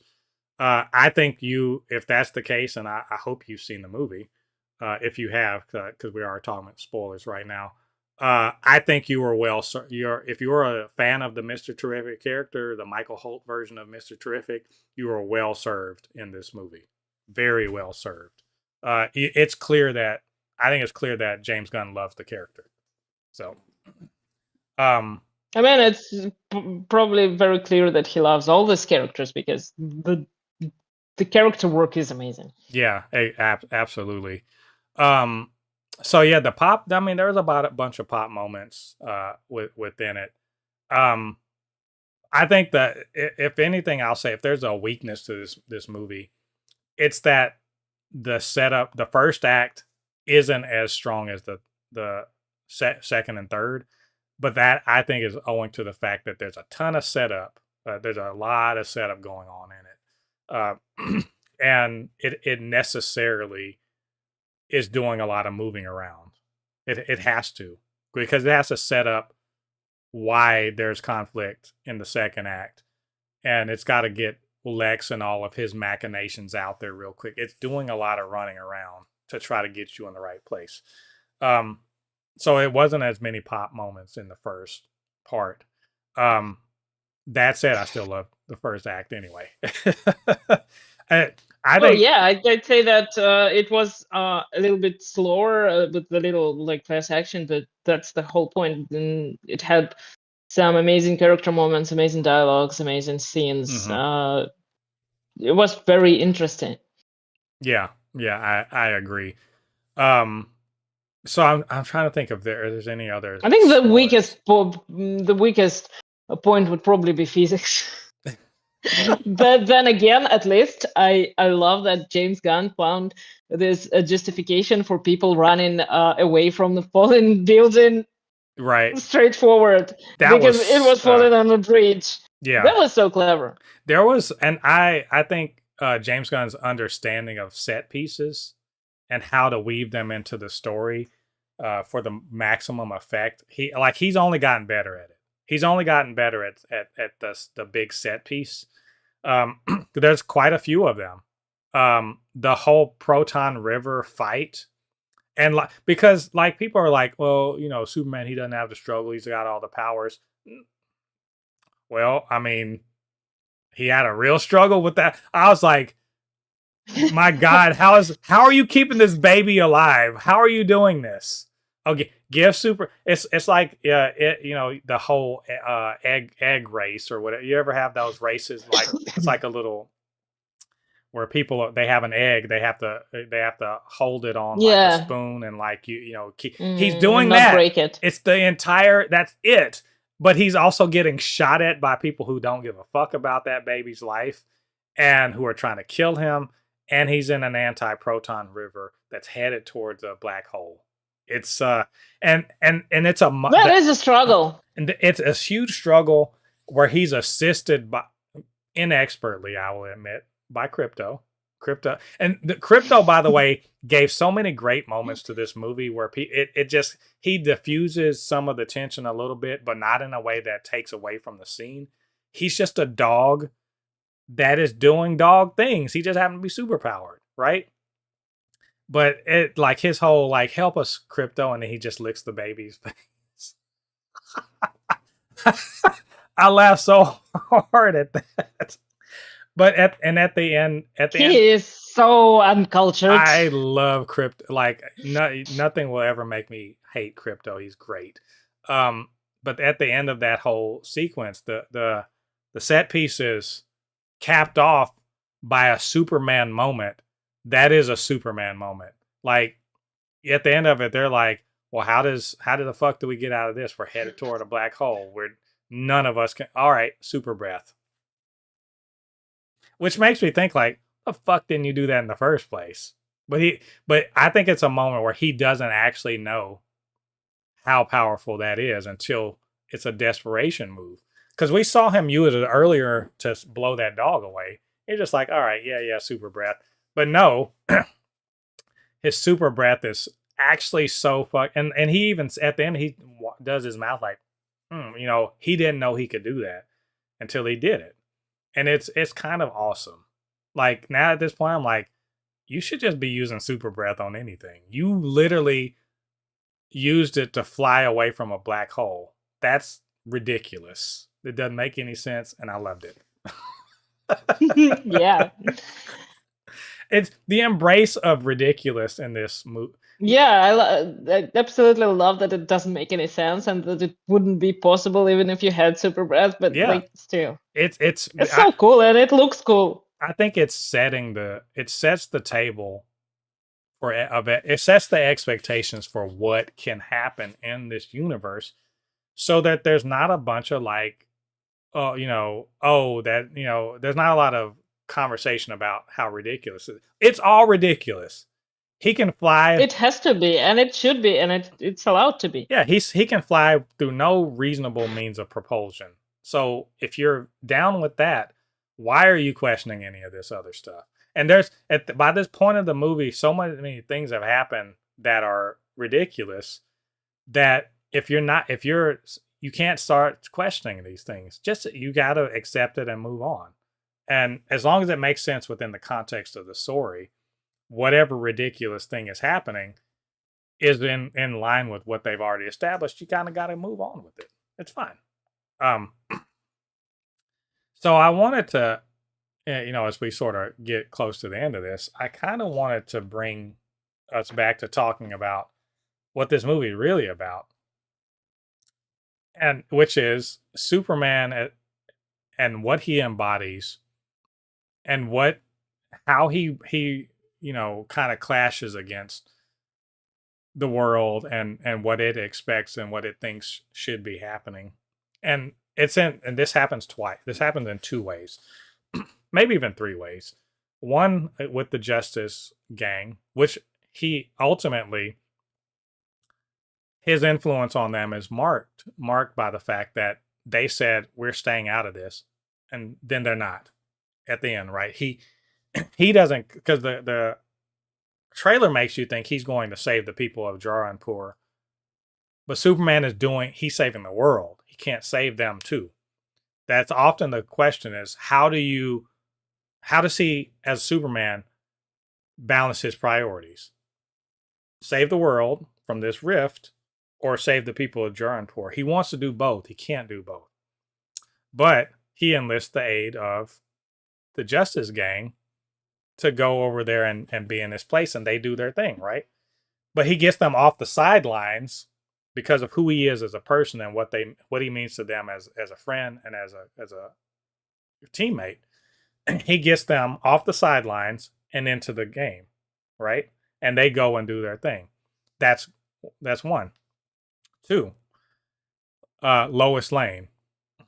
It doesn't seem like they have opposing worldviews, but they do in a way. They're very similar in many ways, but they have. I don't want to say a cynic, but she's jaded by, not even just want to say jaded, but she's a bit more of a realist, right? So when she has that whole little back and forth with him in the interview, she is showing, she's pushing up against his thought that I have this power. I should do it. I should do good. I want to save lives. I'm doing good because good. he's explaining himself, right? And she's like, I think that you should be thinking more about the ramifications of what you do before you do them. And she's not wrong. And yet, when you see later and they have a conversation where he's like, I'm sorry we fought and everything like that. She says, like, I'm just a punk rock kid from, Brookline and everything like that across the river and from Metropolis. And they have, he's like, I'm punk rock too. I like the Mighty Crab Joys. And she's like, oh, they're just like, they're just like, radio pop and everyone, they suck and everything. And which, by the way, he was like, that hurt him. He's like, I love the Mighty Crab Joys, damn you. But he's like, well, maybe, I really think like, and she's like, you see, I am skeptical about, people and their motives, and you see everybody, you think they're beautiful and you think they're good. And he's like, well, maybe that's the real punk rock. And like, that's their clash of ideas coming together. And I loved it. I don't know how you felt about it. I think that embodied, I mean, he's right. In this world of ours. I mean, it's not, it's controversial.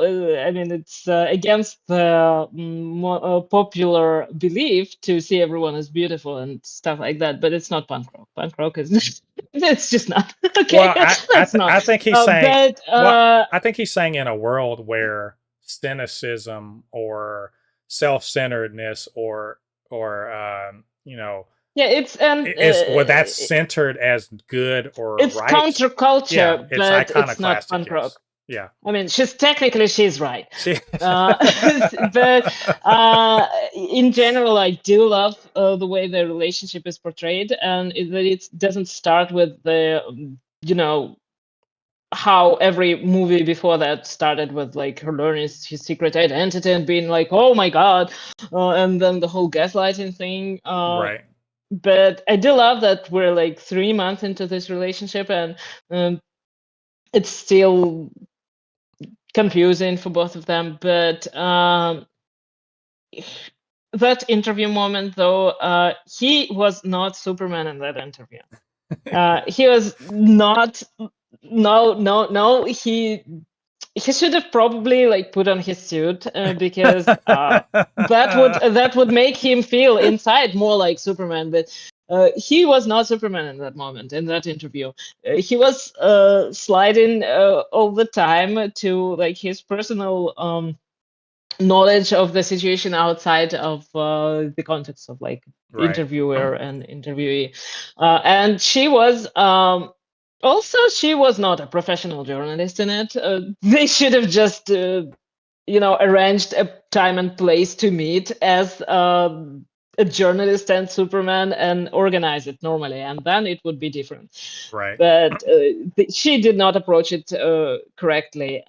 And again, I do understand where she's coming from with her questions, and I do understand where he is coming from with his answers, but like they should not have done that. No. But then there was a moment later, like I said, when the Justice Gang was fighting the giant squid or whatever, and it was an amazing moment when Superman was like, they got it. They'll be all right. But the thing that they discussed at that point, that should have been the part of the interview there, because he was saying that I don't remember exactly what he was saying, but he basically was talking about his own moral compass and like why he does what he does. And she just dismissed it because as a good journalist, she would have picked it up and she would have like asked him if that's okay, if that's going to be in the interview, not the trying to attack each other. But yeah, people, they're like 30. I think them in that moment, the interview was, you're right. I think that they should have been more formal about it so that they could get in the right mind space. But this is, it's her questions sort of, I don't want to say attack, but they No. She was attacking. She was maintaining this tone where she was very, very contradictional from the well yeah get-go. And she's a that's not how you conduct an she's interview. approaching it to be like a hard-hitting journalist who's really just trying to get to what's really going on. And so she's asking questions that other people are asking, that other people want to know. She's getting to she's getting around the whole softball thing, and she's going straight to like the hardball. Yeah, but it actually does sound and look like she's fighting with her boyfriend for no good reason, because that's what she's doing. That's Excuse me. probably like, but yeah, Thank you. probably one of her defensive things, because she like feels that it's getting serious. She feels like it's uncomfortable and new, and she doesn't exactly have control over it. So she's starting to fight it. Right. It's a character moment, and it's a personal moment. It's not her professional moment. She wouldn't approach the interview with anyone else like that, Yeah. probably. And it's funny, she was like, it's really unethical that you interview yourself. I'm like, this interview you have right here is unethical. Y'all are literally Yeah. y'all know each other. This ain't no way y'all should be interviewing each other. Then again, you know what? If Daredevil can defend himself in court, I'm pretty sure this is ethical. Yeah, Okay, I have no. I found it interesting. But there's the third clash, and the one that is the centerpiece of the whole movie. It's obviously his with Lex, what Lex stands for, and what Superman stands in opposition. And it all culminates. And I get, you could be like, oh, of course there's a big monologue. Well, I mean, Lex is he's a megalomaniacal genius. Of course he's gonna fucking monologue. He's gonna lord it over and gloat. That whole when Superman and Ultraman are fighting down in in the chasm, and Lex is just like he's having this whole villain monologue bit where he explains himself and his motivations and everything, and his self-awareness of his shortcoming.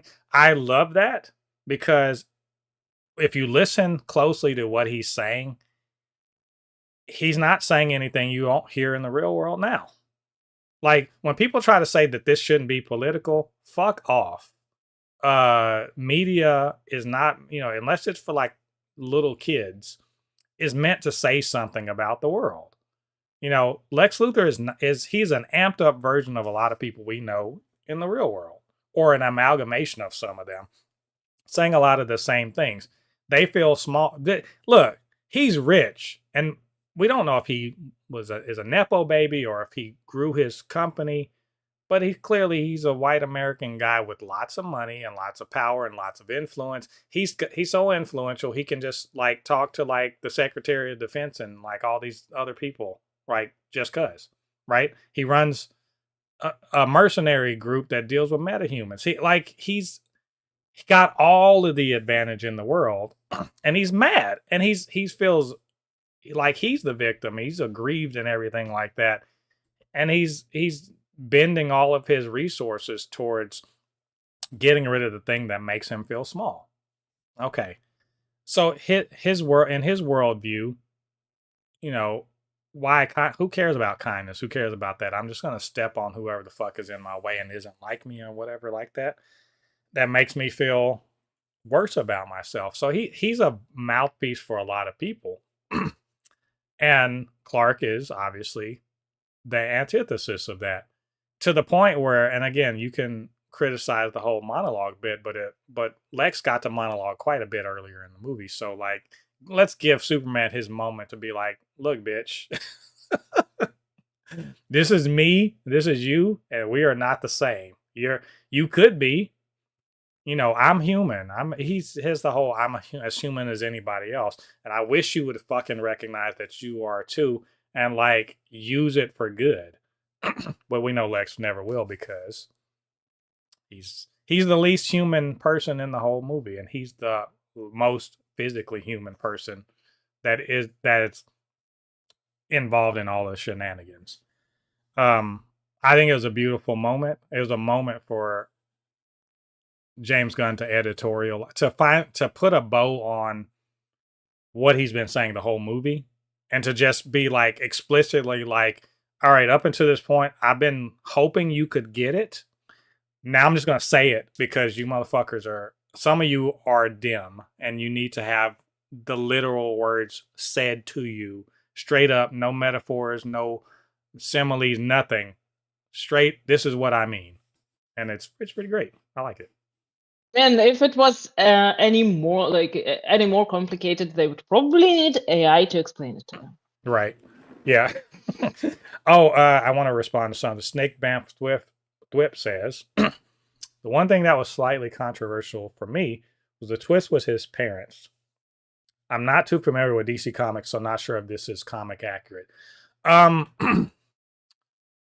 Honestly, I don't remember, but I remember that it was somewhere. Well, let me version of, like, in some versions. So I will say this: there are many versions of Superman. You got to remember, Superman's 80 years old.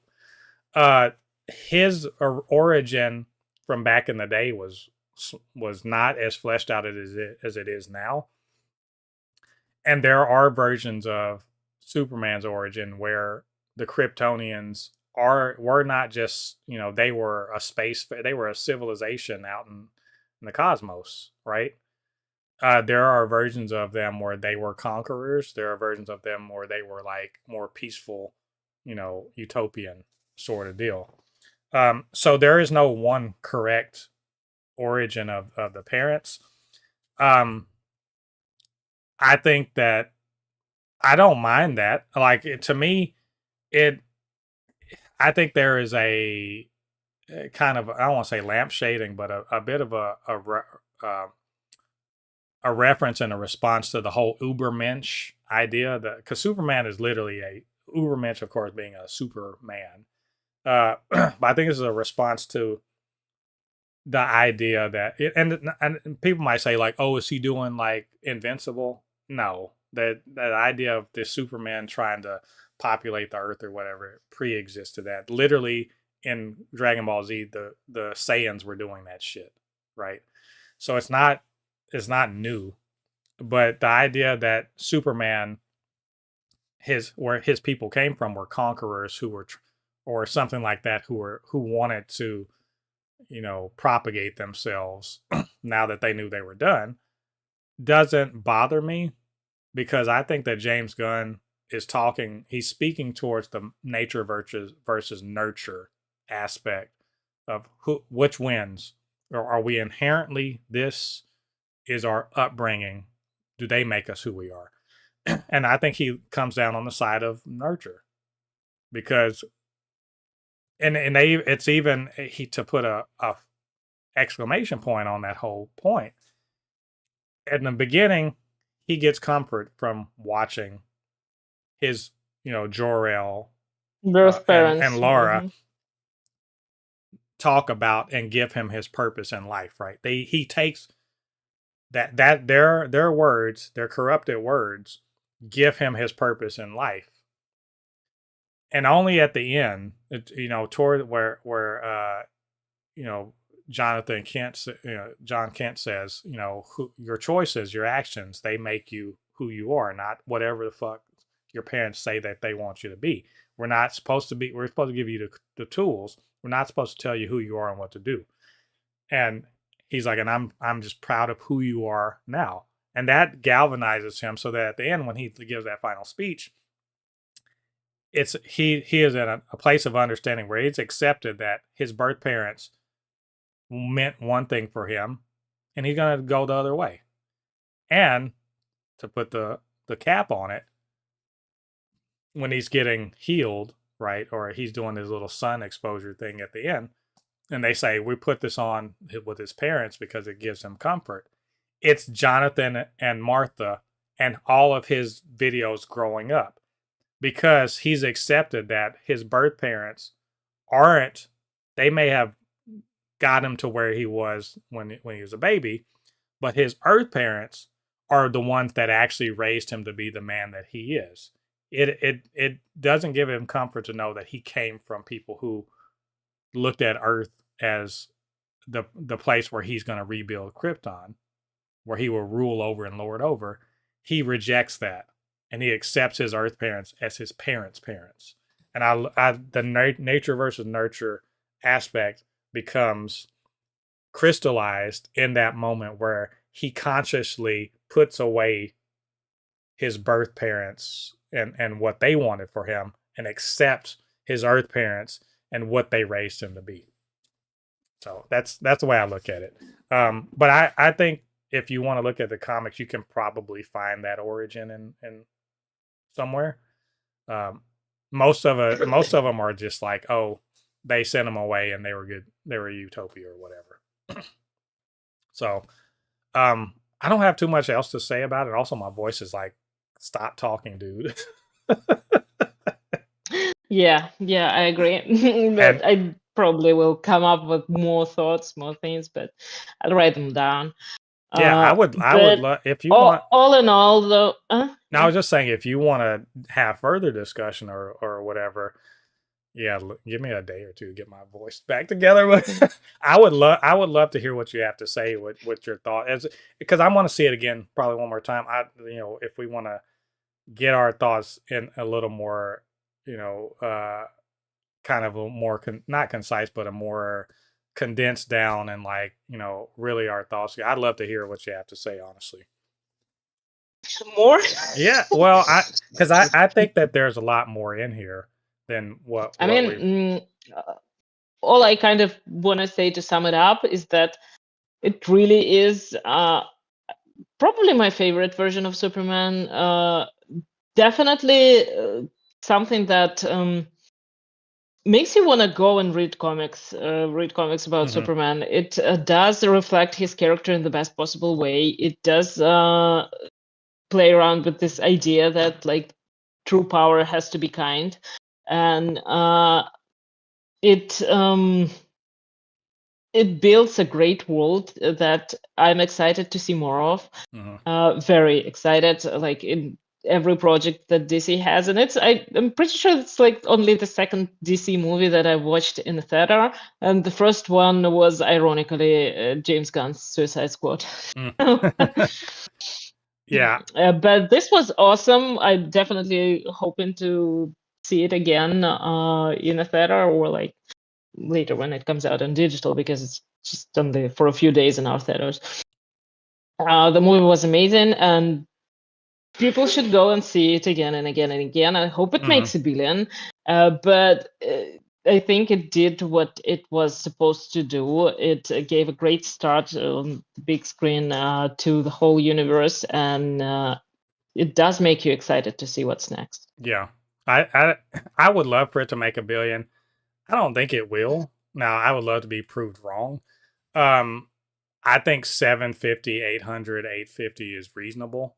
I hope. On the lower end, I would say 650, 675. I think don't put me to any of those. I want to see the first weekend. First weekend, I need first and second weekend. The drop off for weekend 2 is going to tell me where it stops. I think if it's a 50% hold, I think this tops out around 850, maybe 9. But I also got to see if there's the first weekend. They're talking about 300 million at the top of it, which is good worldwide.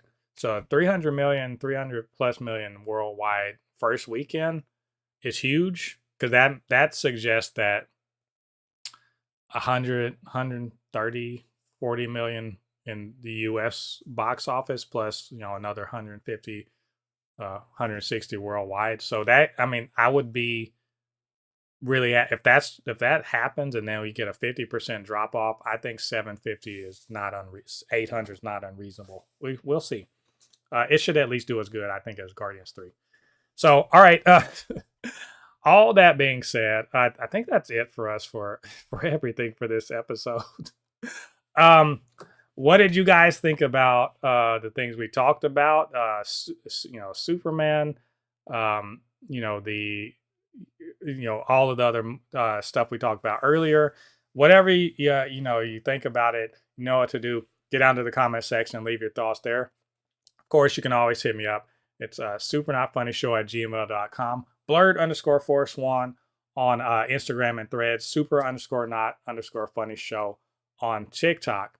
And while you're doing that, do us a favor, get down there, hit like on this video, subscribe to the channel, hit that notification bell. All that good stuff helps to grow this channel, helps more people to see this podcast and all of the other stuff we do on Blurred Force 1. Of course, I couldn't do this by myself. Polly came in and said, I've got thoughts about this Superman thing. And, we really mixed it up with her. I really enjoyed the conversation. So, Polly, thanks as usual for coming in. And where can they reach you on social media? As always, co_mixed on Threads, on Instagram, and on Tumblr. Yep. And go and let her know about how much you love Reed Richards and how much, or how similar Reed Richards is to Lex Luthor. Let's talk about that. Yeah. Argue with her about how they're not the same at all, except they are. All right. So this has been the Supercast, episode 188, where we talked all about Superman. Come back next week. We're going to talk about the box office for that and all of the other stuff. And we're getting really excited because Fantastic Four is in a couple weeks. My God. Oh, yeah. Superhero Summer. A lot of Reed hate is going to happen. Superhero Summer is in full swing, and we are loving it. We can't wait to talk about more of it. So, until next time, I've been Mo, your comic extraordinaire on all things pop culture, joined by my good friend Polly. And we'll see you guys on the other side of the thread. Peace.